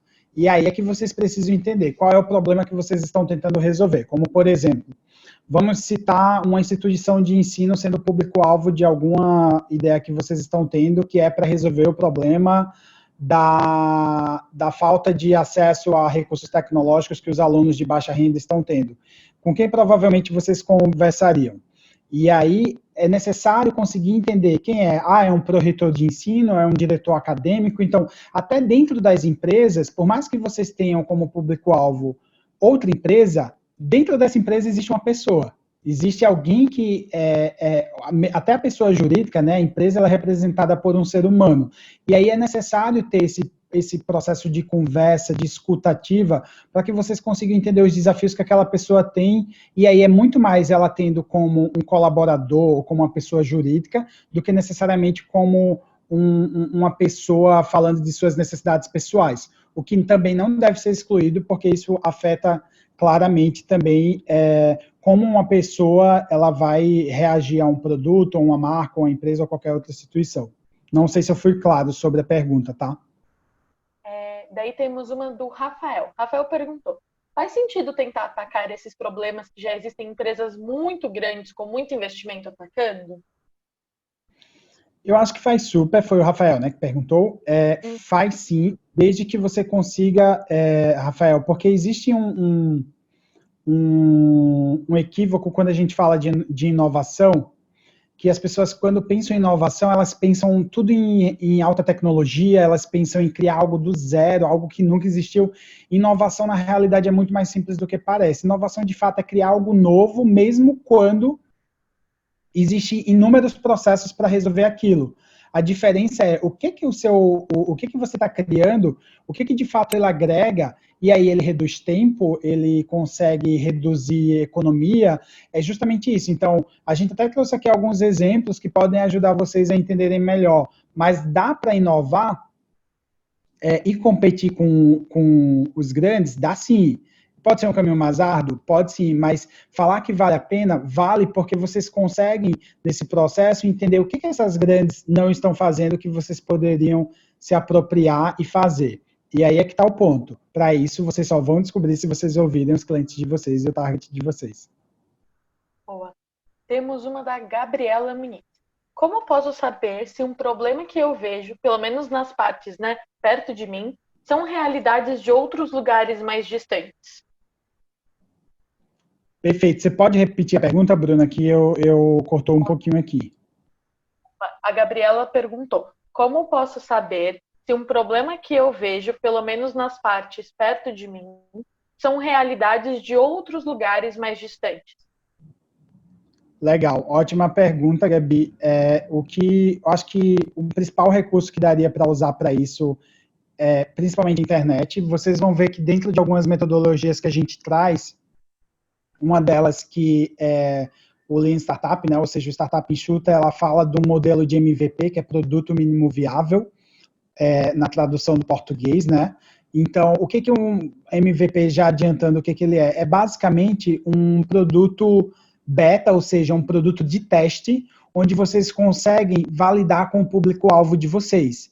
E aí a sugestão que eu dou para fazer para isso, para conseguir entender se aquele problema existe em outras comunidades ou em locais distantes de você, primeiro testar com o teu público-alvo, para depois pensar em escalar, mas também usar a internet para se antecipar, como o uso de dados, questionando, pesquisando se de fato aqueles problemas existem. Então, eu acredito que o principal recurso que daria para usar é a dupla, tanto fazendo o MVP, um produto mínimo viável, com o teu público-alvo, mas também usando a internet como uma fonte para identificar se de fato esse problema acontece através de notícias, de banco de dados e seja lá qual for a fonte da informação.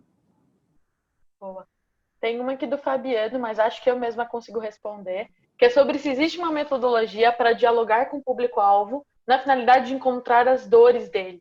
E sim, Fabiano, existem várias e nós vamos ensinar tudo isso no próximo treinamento da semana que vem. Vocês vão ter uma imersão para aprender várias ferramentas de como de fato dialogar com o público-alvo e conseguir descobrir, né, com muitos detalhes qual é a dor desse público. Então pode ficar ligado aí que semana que vem a gente vai ensinar isso para vocês.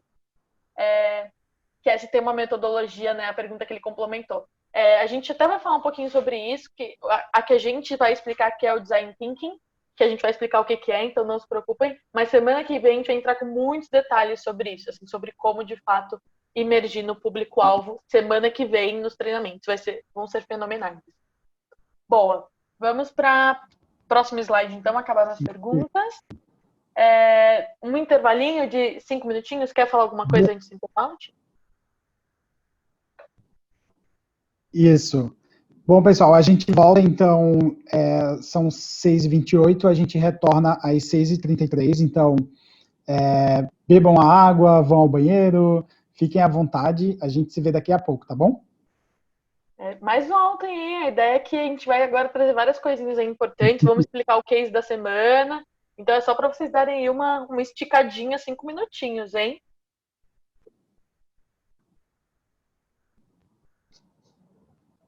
Boa.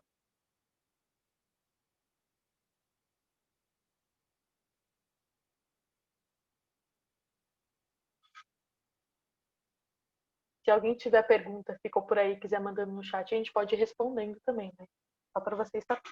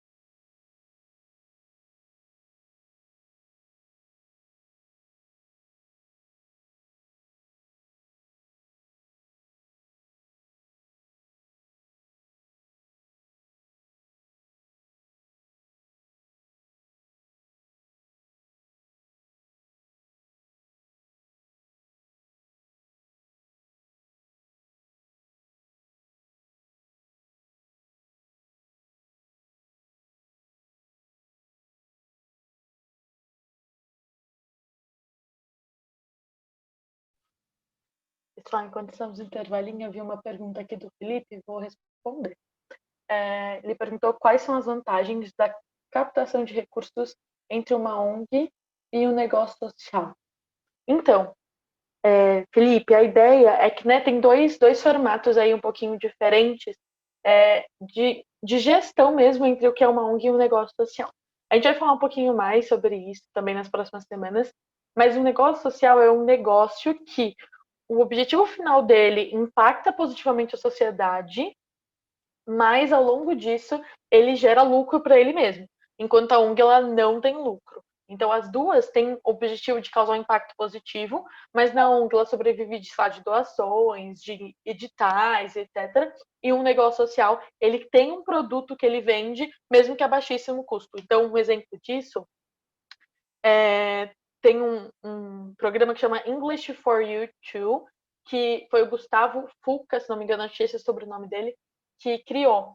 Ele é um rapaz que até que da USP, acho que ele era até da Enactus, depois a gente explica até o que é Enactus, mas e ele criou um programa que ele vende um curso de inglês. O problema que ele quer resolver é que pessoas de baixa renda não conseguem ter acesso a cursos de inglês e que são muito caros. Então ele criou um curso de inglês que ele é super barato e com uma qualidade muito grande e que são com professores nativos de fora que as pessoas pagam, é um valor muito baixo, mas elas pagam e ele tem lucro. Então é um negócio social, assim. E enquanto a ONG, por exemplo, o Semear já é uma ONG, ela não tem lucro. Todo o dinheiro que ela capta é revertido, por exemplo, para bolsistas. Mesmo que o nosso modelo de negócios hoje seja sustentável, isso é bem importante, sim, né? Então, as duas precisam ser sustentáveis economicamente. E as duas precisam captar recursos para se manter, né? Então, a ONG, ela precisa mesmo que ela não tenha lucro, né, dinheiro, ela precisa pagar funcionário, porque os trabalhos vão ter funcionários, alguns que vão ser voluntários e outros que não vão ser, que eles vão precisar receber salário. Então a ONG precisa captar recursos para isso e para fazer as atividades dela. Então, seja que ela, por exemplo, é um cursinho popular, precisa de dinheiro para pagar, por exemplo, mesmo que todos os professores são voluntários, você ainda precisa de uma estrutura, precisa de material didático, precisa de, sei lá, giz e uma lousa. Então, mesmo sendo uma ONG, você precisa captar recursos.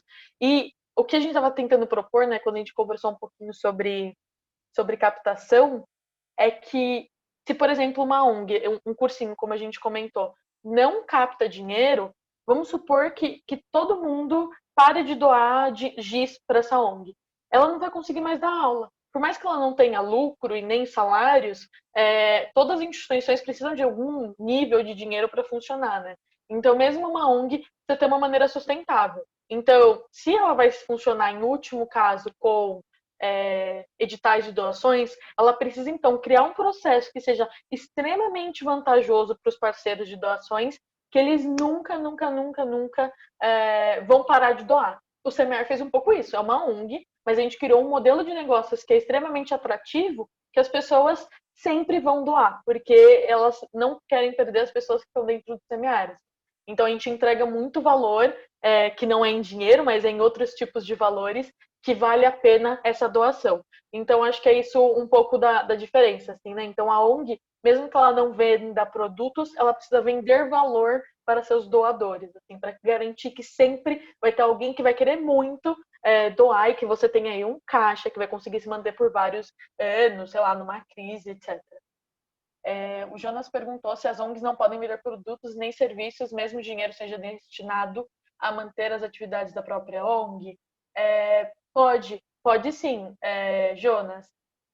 Você pode vender itens, que isso varia um pouquinho, né? Então, por exemplo, o Semear, ele vende um produto que são, por exemplo, os eventos que a gente faz. Então, a gente fez o Plant You, que era um evento para ajudar jovens a encontrarem oportunidades de mercado de trabalho. E isso é um produto do Semear, porque as pessoas, as empresas, podiam pagar para participar desse evento. E aí, esse dinheiro, ele era completamente revertido para bolsistas, para fazer o projeto acontecer, porque daí precisava pagar a plataforma, enfim, tudo isso. Então, ela vende produto, só que ela não pode ter lucro, entendeu? Essa é a diferença da ONG do negócio social. A ONG, ela pode captar de inúmeras maneiras, mas tudo tem que ser revertido para pessoas, para o que ela faz, por exemplo, pode inclusive pagar funcionários, isso não tem problema, mas ela não pode ter lucro, enquanto os negócios sociais podem ter lucro. A Lilia perguntou o nome da empresa do curso de inglês. Eu vou botar aqui no chat, mas é English for You Too. Aqui tem o nome, deixa eu ver o que é mais. Sobre a reflexão do idioma. Sim, o Fábio falou isso é super importante, pessoal. Essas palavras que nós estamos te ensinando aqui, elas são muito para vocês, né, quando forem falar com investidores. Vocês nunca vão chegar, por exemplo, no público-alvo de vocês e falarem, tipo, ai, você é meu target, deixa eu te entrevistar. A pessoa não vai fazer a menor ideia, né? Então, isso é muito para um mercado e mais porque vocês vão ouvir do que porque a gente quer que vocês usem, entendeu? Então, sempre que encontrarem traduções aí, fiquem à vontade. E deixa eu ver o que é mais. Acho que vale ressaltar também. Pode falar, Desculpa, pode falar. Acho que vale ressaltar também, gente, até foi uma das propostas do projeto trazer as traduções, mas também trazer os termos, porque existem termos que são globais, né? Então, talvez muitos de vocês, talvez não, tenho certeza que a maioria de vocês tem o desejo de um dia entrar numa multinacional, de fazer parte de uma empresa global, e isso vai ajudar vocês em algum momento. Então, a reflexão é super válida de fato, a gente cada vez mais valorizar a nossa língua, mas também não se fechar a conhecer novos termos. Então, e também, de fato, se adequar, né? Entender com quem nós estamos falando e saber como se adaptar para cada uma dessas situações. Boa, Ti, isso mesmo, isso é muito importante também. E aí, a gente já vai retomar, deixa eu ver se só tem mais alguma pergunta aqui, que a Letícia mandou, que ela falou que ela passou por isso na associação que ela atua e não está recebendo doações. Então, por isso que é muito estratégico, né? Você ter esse caixa que fica com você, assim. Então, é um pouco isso. Bom, voltamos no intervalo, respondemos perguntas aqui nesse intervalo, mas bora lá, pessoal. Vamos passar para o próximo, peraí. Ai, meu Deus. Ai, gente, pessoal, quer contar alguma coisa? Pronto. Bora lá. E aí, eu vou falar agora um pouquinho das técnicas. Eu e o Ti, como eu falei para vocês, nós dividimos, e agora eu vou explicar um pouquinho para vocês sobre metodologias. Vocês fizeram várias perguntas aqui sobre, tá, então vocês falaram que eu tenho que descobrir o problema e que eu tenho que focar no problema e não na solução, que eu tenho que conversar com o público-alvo, mas como é que eu faço para fazer isso? Nós vamos te ensinar aqui, com bastante detalhes, um pouco dos processos, mas nos próximos treinamentos. A ideia hoje é mostrar para vocês que existem diferentes técnicas que vocês podem usar para criar uma solução, ou seja, para criar um projeto. Essas técnicas, elas são diferentes, todas se permeiam entre si, elas conversam entre si em alguns pontos, mas elas são diferentes. Então, é importante que vocês saibam isso, porque hoje aqui no CMA, nesse programa do Pontapé, nós vamos te ensinar muitas técnicas que se baseiam principalmente no Design Thinking e no Human Centered Design. Mas existem muitas outras soluções, a gente vai citar algumas aqui, mas é importante que vocês saibam que existem outros métodos, porque, sei lá, se às vezes com você não deu certo usar o Design Thinking, você pode pesquisar, por exemplo, sobre o Lean Startup ou sobre o duplo diamante. Todas elas se complementam, e a gente até misturou elas um pouquinho no pontapé, mas é importante vocês tenham esse conhecimento, né, que não é uma verdade universal de que o Design Thinking é a empresa, é o processo, etc. e tal. Mas, para vocês entenderem um pouquinho do que a gente vai falar. O Human Centered Design é muito parecido com o Design Thinking, só que ele é 100% voltado para empreendedorismo social, ou seja, para a criação de projetos que tenham um impacto positivo na sociedade ou no meio ambiente. É um pouco esse o propósito global do Human Centered Design. E ele super dialoga com as outras metodologias. Inclusive, já faço aqui uma anotação que lá nos materiais complementares tem um guia gigantesco de uma empresa chamada Ideal, que é super especialista e que tem lá um guia de Human Centered Design em português. E tem um outro, que é um guia de empreendedorismo de Design Thinking, que a Enactus criou, que também está lá disponível para vocês. Mas entrando agora no que são essas metodologias, a gente vai passar bem por cima, porque a ideia é só vocês saberem que existem mesmo, e porque a gente vai aprofundar nos próximos treinamentos. Mas o Human Centered Design, a ideia é que primeiro você entende qual é o desejo que as pessoas têm. Então, qual é o problema que ela precisa ser resolvido, o que essas pessoas desejam que você faça por ela. Praticabilidade, que é o que é possível de técnica e de que tipo de técnica e de organização é possível para resolver esse desejo, e viabilidade. Então, o que é viável financeiramente de eu fazer? Tem um pouco esses 3 pilares. E aqui a ideia é que eles todos se entrelaçam. E do meio disso aqui, como vocês estão vendo, nascem as soluções que são chamadas de Human Centered Design. Ou seja, um design que é focado no humano, nas pessoas. Ou seja, é muito, muito, muito forte essa questão de ouvir as pessoas e fazer tudo para o seu público-alvo. Então, esse aí é um ponto. E você, para fazer um projeto de Human Centered Design, precisa unir essas 3 coisinhas, combinado? Então, os seus projetos precisam ser desejáveis, praticáveis e viáveis, ok? E aí, quando a gente olha para o Design Thinking, que é o que a gente vai usar aqui também muito no pontapé, segue um pouco desse processo. Então, primeiro, eu tenho ali uma fase de inspiração. Ou seja, eu tenho um desafio de design. Como eu começo? Como eu conduzo uma entrevista? Como eu me mantenho centrado no ser humano, na pessoinha que é meu público-alvo? Então, essa fase de inspiração, onde você vai conhecer mais sobre o problema que você quer resolver e sobre as pessoas que sofrem esse problema, né? O seu público-alvo. Depois de ter isso muito bem mapeado, porque essa é a etapa mais importante, aí sim você vai para uma fase de ideação. Ou seja, onde você vai ter ideias de como solucionar esse problema. Então, eu tenho uma oportunidade de design. Como eu interpreto o que eu aprendi nessa etapa de inspiração? Como eu torno essas minhas percepções de coisas que aconteceram tangíveis? Como eu faço isso um protótipo? Então, protótipo é o produto em uma fase muito de testes. Então, por exemplo, você aqui bem um protótipo real que a gente normalmente faz, quando alguém quer desenhar um aplicativo. Então, fiz lá uma imersão no meu público-alvo e vi que uma necessidade é que as pessoas não tinham acesso a bolsas de estudo. Os jovens de 15 a 17 anos não têm acesso a bolsas de estudo de processos gratuitos, porque eles não sabem que esses processos existem. E aí a gente teve um processo de ideação, teve várias ideias, e aí a ideia que eu escolhi é criar um aplicativo que vai disponibilizar e que é gratuito, que as pessoas têm acesso às bolsas. Então eu tive várias ideias depois dessa imersão, e aí eu faço um protótipo, que é, por exemplo, desenhar numa folha de papel como vão ser as telas desse aplicativo. E aí, com isso desenhado, eu levo para o meu público-alvo validar. Depois que eu validei, a gente entra na fase de implementação, que é de fato tornar essa ideia uma solução inovadora que existe de verdade. Então, como que eu pego esses conceitos que eu trabalhei e torno eles reais, meço, então mensuro com indicadores que eles estão funcionando, como eu planejo para que esse projeto seja sustentável a longo prazo. E esse é todo o processo que a gente vai passar no pontapé.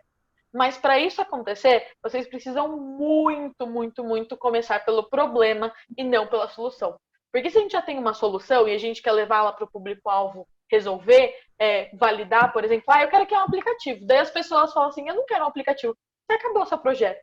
Ao invés de você se apaixonar pelo problema, você estava ali já levando uma solução pronta, que talvez não era a melhor solução, e aí você perdeu o seu público-alvo nesse processo, entendeu? Então é muito importante que vocês olhem principalmente para o problema, para aí sim ir para o público-alvo, validar, conversar. E se for validado, você vai para a ideação. Se não for validado, você volta de novo o ciclo. E aí, que é um pouco esse processo aqui, por isso que eu digo que é uma mistura, que a gente usa várias, que é o duplo diamante. O que é o duplo diamante? Tá vendo que essas partes elas ficam maiores e depois menores? Significa quando está maior que você vai abranger, quando está menor que você vai focalizar. Então, eu começo ali com uma noção do problema, e aí eu vou descobrir se esse problema é real, por meio de pesquisa. Depois que eu descubro que esse problema é real, eu vou ter uma definição, de fato, então, de todas as informações, criar alguns perfis. O pessoal comentou aí de persona, etc e tal, mas vocês vão aprender isso na aula que vem. Então, fiquem tranquilos que no treinamento que vem a gente vai falar um pouquinho dessas ferramentas. Mas depois desse processo aqui de descoberta, você vai criar alguns perfis que definem seu público-alvo. Com esse perfil definido, você vai começar a elaborar uma solução, que é o processo de ideação que eu comentei agora há pouco.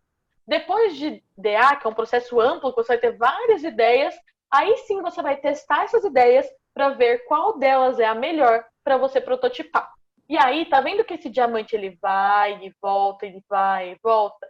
Por quê? Isso significa que se eu chegar aqui em cima e descobrir um problema para o meu público, e aí eu pensei aqui que esse problema que eu comecei achando que era verdade, concluir aqui que ele não é. Então eu tenho que voltar aqui desde o começo para ter outra ideia, para pensar de novo e validar com o público, para daí voltar aqui e definir o problema de novo. E é um ciclo, e você faz isso até você conseguir. Quando você validar o problema com o público-alvo, você vai começar a pensar em ideias.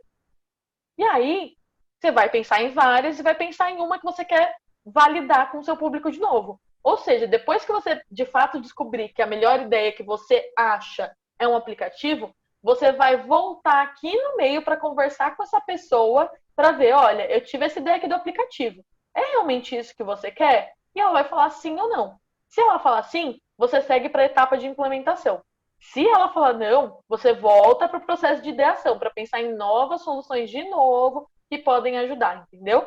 Então é um processo muito de ciclos, porque você sempre vai ficar voltando na sua persona, no público-alvo que você trabalha, para de fato descobrir se esse é um projeto, um problema real, se a sua solução é a melhor solução, se as pessoas gostam da sua solução. Esse é um pouco do processo. E aí, aqui a gente tem uma última metodologia que a gente trouxe aqui para vocês também, que fala um pouco desse processo de ciclo, que é o Lean Startup, que é a startup enxuta. A ideia aqui é que você coleta dados e aí você aprende. Aí você tem uma ideia, daí você constrói uma ideia que vira um produto. Aí você vai, de novo, mensurar a ideia desse produto com o seu público-alvo. Então você vai coletar mais dados, aí você vai aprender com esses dados, aí você vai reformular a sua ideia, aí você vai construir um novo produto. Então, é um ciclo infinito do que a gente faz. Para, de fato, ver se o que você está criando, seja uma loja de sapatos ou uma fintech. Fintech é uma empresa, tipo uma startup voltada para financeiro. Então, a ideia aqui é que você usa todos esses processos, de fato, para construir essas ideias. Então, como vocês viram aí, todas essas metodologias, elas complementam. E aqui no pontapé, a gente vai passar aqui, principalmente na do Design Thinking, que um pouco que reforça, é um pouco a linha principal, que muitas das outras também convergem com muitas coisas que as outras falam, mas a gente vai usar do Design Thinking no pontapé, equilibrada com Human Centered Design, que são muito parecidos. Então, hoje, a gente está falando sobre o primeiro treinamento, que é para vocês se apaixonarem pelo problema. Quando vocês se apaixonarem por um problema, aí vocês vão, na semana que vem, aprender como emergir no público-alvo. Depois de emergir no público-alvo, vocês vão ter o treinamento de ideação. Ou seja, como então ter uma ideia da melhor solução possível. Depois de ter uma ideia da melhor solução possível, vocês vão ter uma ideia de como fazer o MVP, que é o mínimo produto viável. Uma versão ainda é diferente do protótipo, porque o protótipo é tipo assim, eu falei, né? Desenhar o papel, o aplicativo. O MVP é, por exemplo, fazer um aplicativo mais ou menos, que funciona mais ou menos, mas que não dá muito trabalho. E aí, depois disso, vocês vão validar, como a gente falou, e termina no pitch. Ou seja, depois que vocês validarem, vocês vão fazer um discurso de negócios, um discurso de vendas do seu projeto. E aqui no pontapé a gente vai passar justamente por todas essas etapas. Então, nós escolhemos fazer dessa maneira para que vocês passem do começo ao fim de como ter um projeto. E quais são as vantagens de você, por exemplo, usar o Design Thinking para criar um projeto, ao invés de, por exemplo, só abrir uma empresa? Tipo, Bruna, mas eu quero abrir um restaurante. Tem nada a ver com Design Thinking. Por que eu vou abrir um restaurante usando esse processo aí? O que eu tenho a ver com isso? Tudo. Porque uma vez que você usa o Design Thinking, você não vai criar só um restaurante. Você vai criar uma experiência, porque você vai conhecer tão bem o seu público-alvo que você vai criar algo que é imensurável de impacto positivo para as pessoas que você quer. Então, é assim, imensurável, é muito legal porque você cria valor, você agrega valor ao seu projeto. Um exemplo que a gente pode usar é café. Nós temos ali a pessoa que produz o café, que tem a commodity, que é o café, o grão de café. Nós temos a Café Pelé, que vende o café em pó que você vai fazer na sua casa. Nós temos o tio da padaria, que vende o cafezinho coado. E nós temos a Starbucks. Por que a Starbucks consegue cobrar R$ 15 num copo de café, enquanto o moço da padaria cobra R$ 1,50? Porque ele traz uma experiência junto. Porque ele entendeu tão bem o público-alvo que ele, inclusive, descobriu que o público-alvo dele está disposto a pagar R$ 15 no café. E que se ele cobrar 18, o público-alvo vai pagar 18. Porque é assim que funciona. Porque ele está uma experiência tão... que agregou tanto valor para o público-alvo dele, que as pessoas pagam o que elas tiverem que pagar para ter aquela experiência. E aqui a gente não vai entrar no mérito que se isso é certo, se é errado, se tá, etc. e tal. Mas a ideia que a gente quer passar para vocês é que vocês têm que criar um projeto que entregue tanta experiência para o seu público-alvo que as pessoas não podem viver sem ele. Seja ele um produto, seja ele uma loja, ou seja ele um negócio social. Porque muitos negócios sociais, inclusive, não funcionam e não vão para frente porque não engajam o público-alvo. Porque as pessoas da comunidade, por exemplo, que você vai atuar, não se identificam com o projeto. E aí o projeto acaba. Mesmo sendo uma ONG, mesmo sendo de graça. Então, esse processo aqui, de entender seu público-alvo, não tem nada a ver com lucro, não tem nada a ver com nenhuma dessas coisas. Mas é fazer com que as pessoas que você quer impactar, de fato, entendam o impacto que você está causando para ela. Porque você está impactando certo, entendeu? Então, esse é um pouco do processo. Queria saber se alguém tem alguma perguntinha sobre essa parte mais teórica. Assim. A gente sabe que é confuso, eu vou ver aqui o chat que vocês mandaram, mas... Eu vou ler para vocês. Pode ser? Pode ser, perfeito, Ti. A Carol Américo, ela perguntou se o design thinking pode ser utilizado para ou apenas para desafios de design ou de forma geral, para qualquer tipo de negócio. Foi isso que eu entendi da pergunta da Carol. Ah, que pergunta ótima, Carol, porque engana mesmo, né? Parece que design é só de quem é designer mesmo, né? Dessa profissão de designer, de quem desenha produtos, de quem faz, por exemplo, sei lá, imagem, tem até design, né, visual, etc. Não, não tem nada a ver. Você consegue ser uma pessoa que aplica design thinking mesmo em qualquer setor, como eu comentei, se você está numa ONG, se você está numa instituição, se você está, enfim, em qualquer lugar você consegue usar esse design. E eu acho que é até legal, desculpa não ter falado isso antes, mas qual que é a tradução de design thinking? É você desenhar a maneira como você pensa. Então, não tem nada a ver com no que você está construindo. Tem a ver qual é o seu processo de criação de alguma coisa. É como você desenha o seu pensamento para que o produto que você está fazendo seja bem feito, seja legal. Inclusive, uma outra vantagem aí que a gente tem, por exemplo, por que startup hoje em dia tem dado muito certo do que pessoas que criam empresas no modelo tradicional? E essa é uma pergunta que eu acho que é muito legal, porque quando a gente olha para o modelo tradicional de criação de empresas, o que você faz? Você se mata para juntar dinheiro ou você arranja um financiamento, aí você pega, sei lá, R$ 1 milhão e investe numa empresa. Aí você cria uma empresa. E se essa empresa não dá certo? Você perdeu R$ 1 milhão. Claro que estou aqui intensificando, mas esse é um pouco o projeto, sabe? A ideia do design thinking é que antes que você gaste qualquer dinheiro numa ideia, você valide para ver se essa ideia funciona.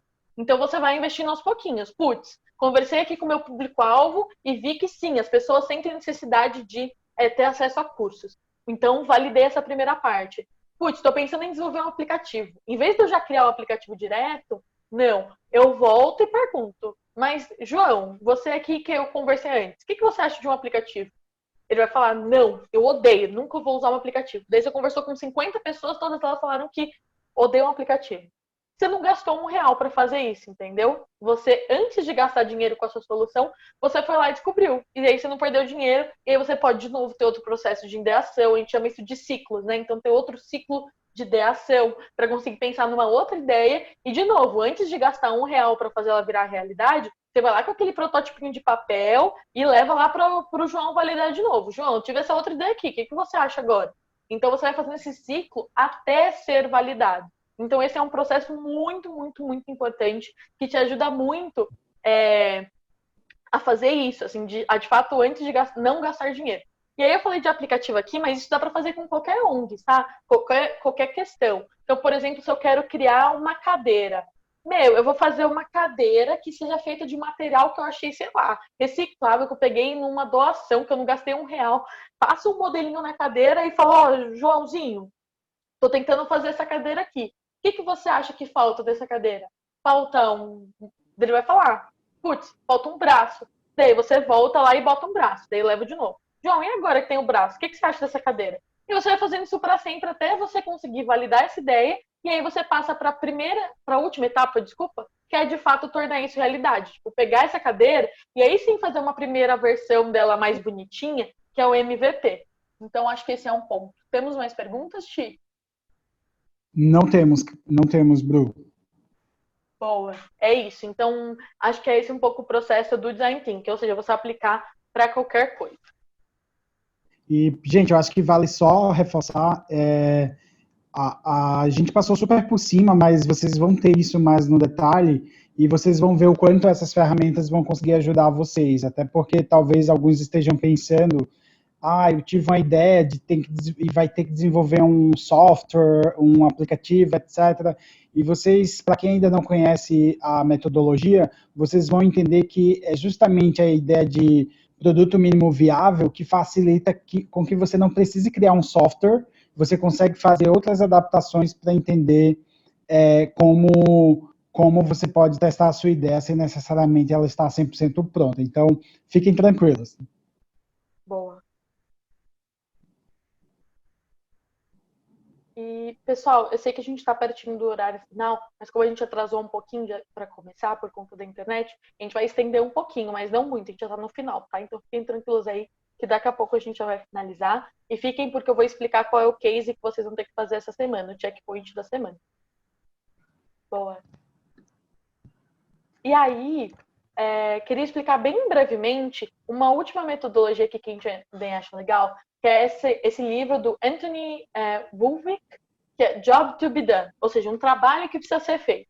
E ela funciona como uma lente da qual você coloca tipo na sua cara, assim, e você observa seus concorrentes e seus consumidores de uma maneira diferente, centrada nas necessidades deles. Então, com essa lente, você não busca mais entender o que o público quer comprar, mas sim o que ele quer resolver. Então, como a gente vê e conversa muito com o que a gente já diz antes, mas aqui a gente tem alguns exemplos. Então, por exemplo, eu tenho um problema que é pregar um quadro na parede. Eu não quero comprar um martelo, eu não quero comprar um prego, e eu não quero pregar e fazer esse trabalho. O que eu quero é ter um quadro pregado na minha parede. Então, esse é o que eu quero ter na minha vida, ter um quadro pregado na minha parede. Eu não quero ter que pegar em martelo, não quero fazer nada. E se alguém me oferece um serviço que faz isso por mim, eu estou disposta a pagar. Então, esse aí é um pouco dessa questão também. E aí a gente quer perguntar aí para vocês aí no chat se vocês já usaram algum serviço, produto para uma funcionalidade diferente do que ele foi criado. Enquanto vocês... e me contem aí qual, me falem no chat, enquanto isso eu vou contar o exemplo do milkshake, que é uma rede lá de fast food dos Estados Unidos. Ele percebeu que o horário que ele mais vendia milkshake era no período da manhã. E aí você pensa, cara, como assim milkshake de manhã? Quem é que vai, meu Deus, comprar milkshake da manhã? E aí eles foram conversar com essas pessoas e eles entenderam que as pessoas tomavam milkshake porque era uma coisa que dava sustância, digamos assim, né? O grande termo sustância, mas que te deixava satisfeito, que te deixava, né, muito mais tranquilo, que ela tomava o milkshake e não precisava comer por muito tempo. Então esse aí é um ponto. E aí elas tomavam de manhã porque elas não tinham tempo para tomar café da manhã, então elas pegavam um copo do milkshake e iam dirigindo ao trabalho. E como o copo de milkshake não derrubava, não caía, era uma coisa fácil e nutritiva na cabeça deles, né, digamos assim, nutritiva porque sustentava por mais tempo, se deixava satisfeita por mais tempo e resolvia o problema deles. Então, o problema dessas pessoas não é que elas queriam tomar milkshake de manhã, queriam ter mais acesso ao milkshake. Não, elas queriam um alimento que não derrubasse no ônibus, no carro, que fosse fácil, porque daí ela tomava com canudinho, que fosse nutritivo e que aguentasse até o almoço. Se fosse, por exemplo, sei lá, um Nesquik que fizesse a mesma coisa, ia satisfazer o trabalho da mesma maneira. Não precisava ser um milkshake, entendeu? E vocês estão falando aí vários no chat, né? De cabide para usar como calendário, cabide como suporte de papel toalha. Muitos, muitos. Deixa eu ver. WhatsApp para guardar links e outras coisas interessantes. Eu também, Jonas. Eu tenho várias conversas comigo mesma no WhatsApp. Cada uma com uma funcionalidade. Tem várias, gente. Garrafa PET para desentupir vaso, pregador como suporte de apoio para o celular. Então, assim, é muito isso que vocês precisam usar. Pode falar, Ti, desculpa. Tem um aqui que foi Tinder para arrumar emprego. Mara. E aí aqui a gente tem alguns exemplos, né, clássicos aí, um pouco extremos, mas de pessoas que pensaram numa coisa que resolvesse o problema, entendeu? Então a pessoa não quer usar um chinelo, ela não vai querer comprar um chinelo que é só para isso. Não, esse chinelo tá aí porque ele tá resolvendo um problema. Mesma coisa aí com esse pedal de bike de maçaneta. Não é que a pessoa quer um pedal de bike de maçaneta, ela quer resolver o problema que é a falta de maçaneta, entendeu? Então, é uma questão que poderia ser qualquer outra coisa que resolvesse, mas que resolva o problema dela. Então, não é um produto específico, é uma resolução. E aí...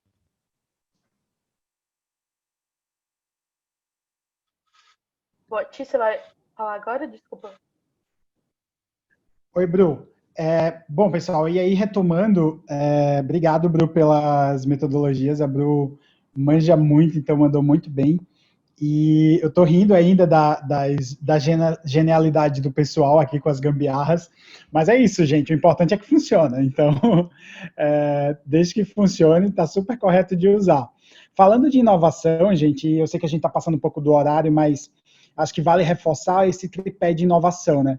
Primeiro, a gente tem identificação de uma dor do segmento. Então, de novo, a gente recapitula o quanto é importante vocês entenderem a dor, o problema, aquilo que se resolve. Qualquer solução que não tenha um endereçamento de dor ou problema, ela se torna inválida. Então, é muito importante que isso tenha.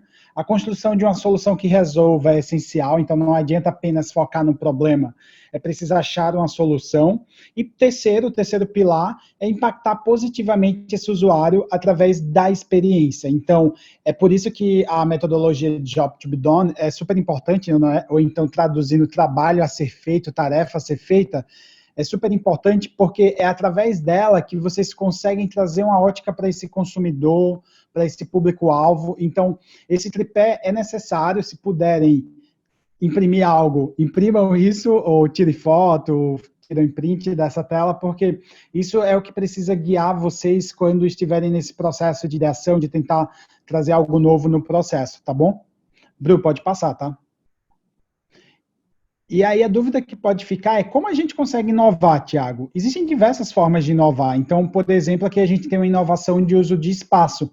A gente está falando de uma oficina que, ao mesmo tempo, tem limpeza de carro, é uma oficina bar. Então, vocês conseguem pensar também, e aqui eu trago até uma reflexão para os espaços públicos, para quem está pensando em desenvolver algo relacionado à esfera pública, ao patrimônio público, como é que a gente consegue trabalhar espaços como praças de ruas que estão sendo usadas apenas, por exemplo, para o pessoal levar os cachorros, etc. Como é que vocês conseguiriam inovar e trazer uma apropriação melhor desse espaço? Então, esse é um dos desafios também, como também conhecendo o seu público-alvo, pode passar, Bru, vocês conseguem inovar cada vez mais. Então, o que a gente viu muito no segmento de barbearia no Brasil?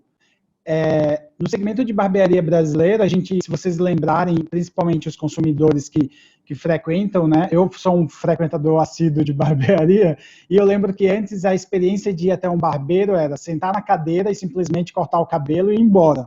Hoje as barbearias, elas se reinventaram e hoje elas têm desde cerveja quando você chega, até mesmo jogos, TV, sala de massagem. Então, é isso que você consegue desenvolver, trazendo experiência a partir do momento que você consegue entender de fato o público-alvo. Outro exemplo também, um exemplo super clássico, mas quem nunca foi hoje numa churrascaria, pode passar, Bru, por favor, e encontrou um parque para crianças, né?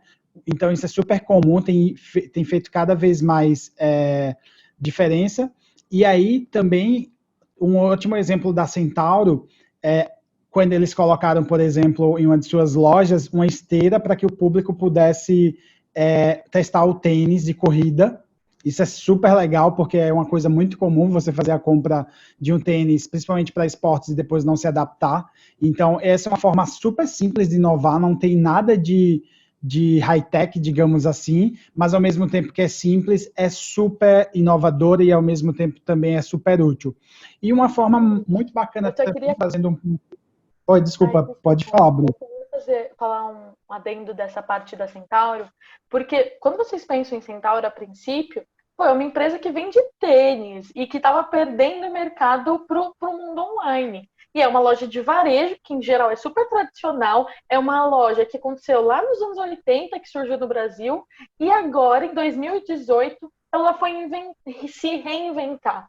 Por isso que a gente falou, né, que o quão importante é o intraempreendedorismo também. Não é só você criar uma nova empresa, é você fazer as empresas de hoje, de mercados já estabelecidos, elas também precisam inovar. Era uma pergunta de vocês, né? Como que a gente faz em mercados que já estão estabelecidos?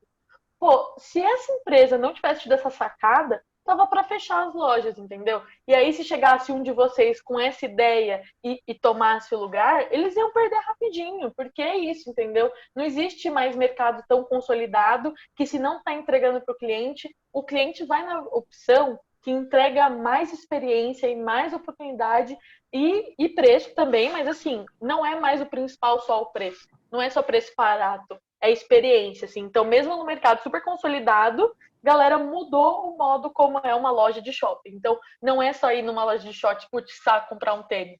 Não, eu vou numa loja do shopping comprar o tênis da Centauro, porque daí eu vou já poder testar e ver se é bom, se for ruim eu já troco. Enfim, facilita muito, muito a vida, assim.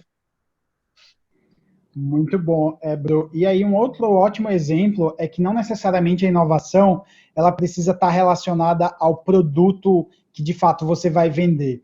E um caso super bacana de entendimento de público-alvo, também de responsabilidade social, foi o caso da Magazine Luiza, da Magalu, junto com o app Mete a Colher. Eu não sei se todos vocês conhecem, mas o app Mete a Colher é uma startup de Recife, um negócio social que foi fundado em Recife durante um evento como esse, um hackathon, e é basicamente um aplicativo que ajuda mulheres a se protegerem da violência doméstica, onde elas conseguem receber conteúdo, onde elas conseguem saber e também, ao mesmo tempo, denunciar seus agressores e também prevenir dessa violência doméstica.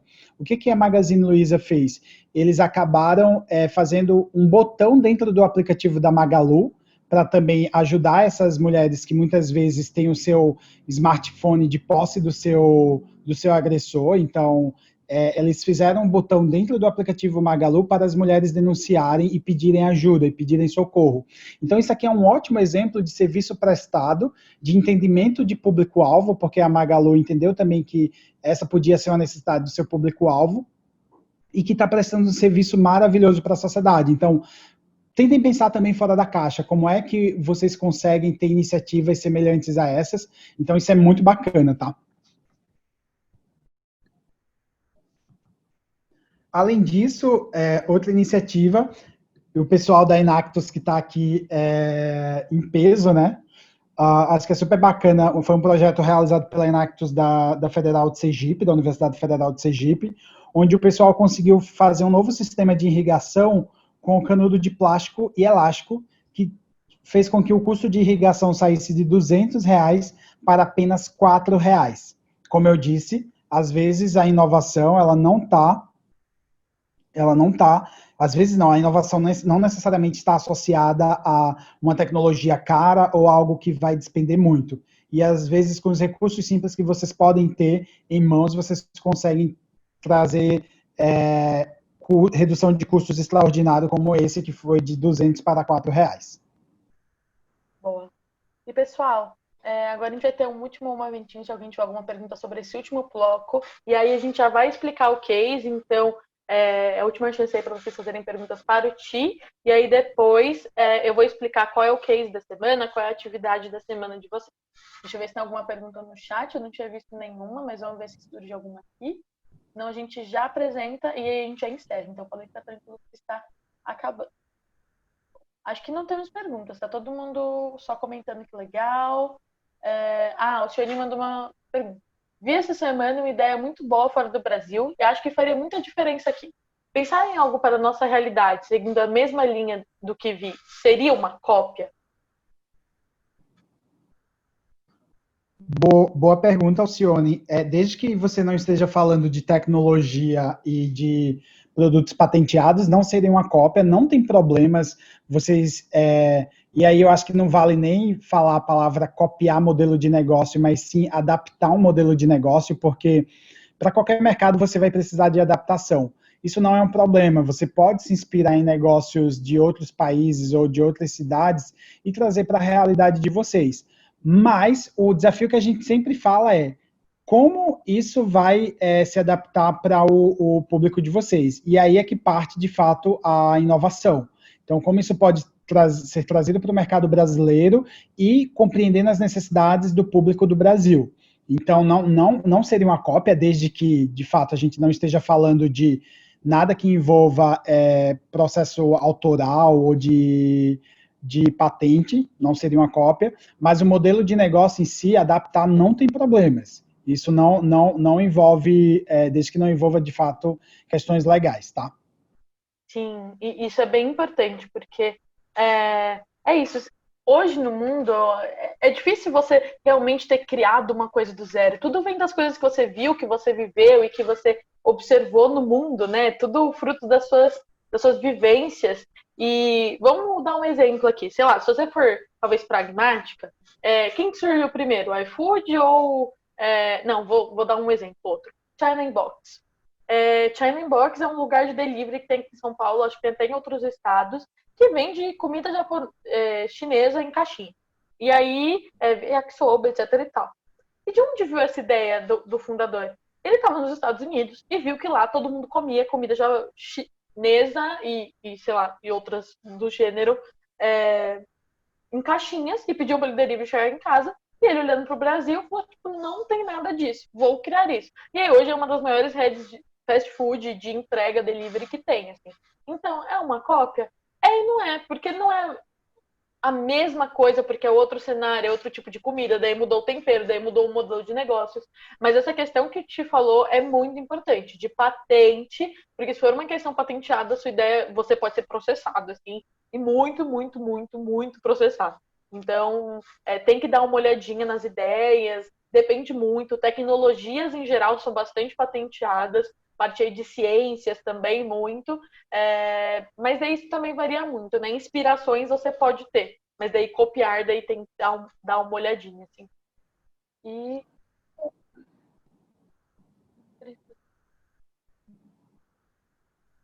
boa. Pessoal, deixa eu ver. O Vinícius perguntou se as patentes têm limites regionais, nacionais ou um negócio patenteado é global. Eu acho que depende na instância onde você patenteia esse projeto. Isso. É isso, né, Ti? Isso, Vinícius, vai depender muito dessa instância que você está fazendo essa patente, entendeu? Então, por exemplo, a gente tem um caso que eu acho que vocês devem ter visto na imprensa, que a Gradiente recentemente, eu não sei se vocês lembram da marca Gradiente, que tinha smartphones, no Brasil, a Gradiente foi a responsável por registrar a marca iPhone. E a marca iPhone ela é patenteada fora, mas no Brasil ela não era patenteada pela Apple, era patenteada pela Gradiente. Então, é um processo de anos na justiça que ocorre e onde a Gradiente solicita os direitos pelo nome iPhone, entendeu? Então, esse é um dos exemplos de como isso pode causar atrito. A Carol também está agregando aqui, até obrigado, Carol, pela tua ajuda. Ela está dizendo que é nacional e você pode ter uma patente em outro país e, ao mesmo tempo, no Brasil, você pode precisar patentear também em outro país, que poderia ser o Brasil. Obrigado, Boa. Carol. Pessoal, acho que esgotamos nossas perguntas. Eu queria muito, muito, muito agradecer a presença de todos vocês, mas não saiam ainda, porque eu vou explicar mais coisas. Fiquem aí mais 5 minutinhos, eu juro, e acaba.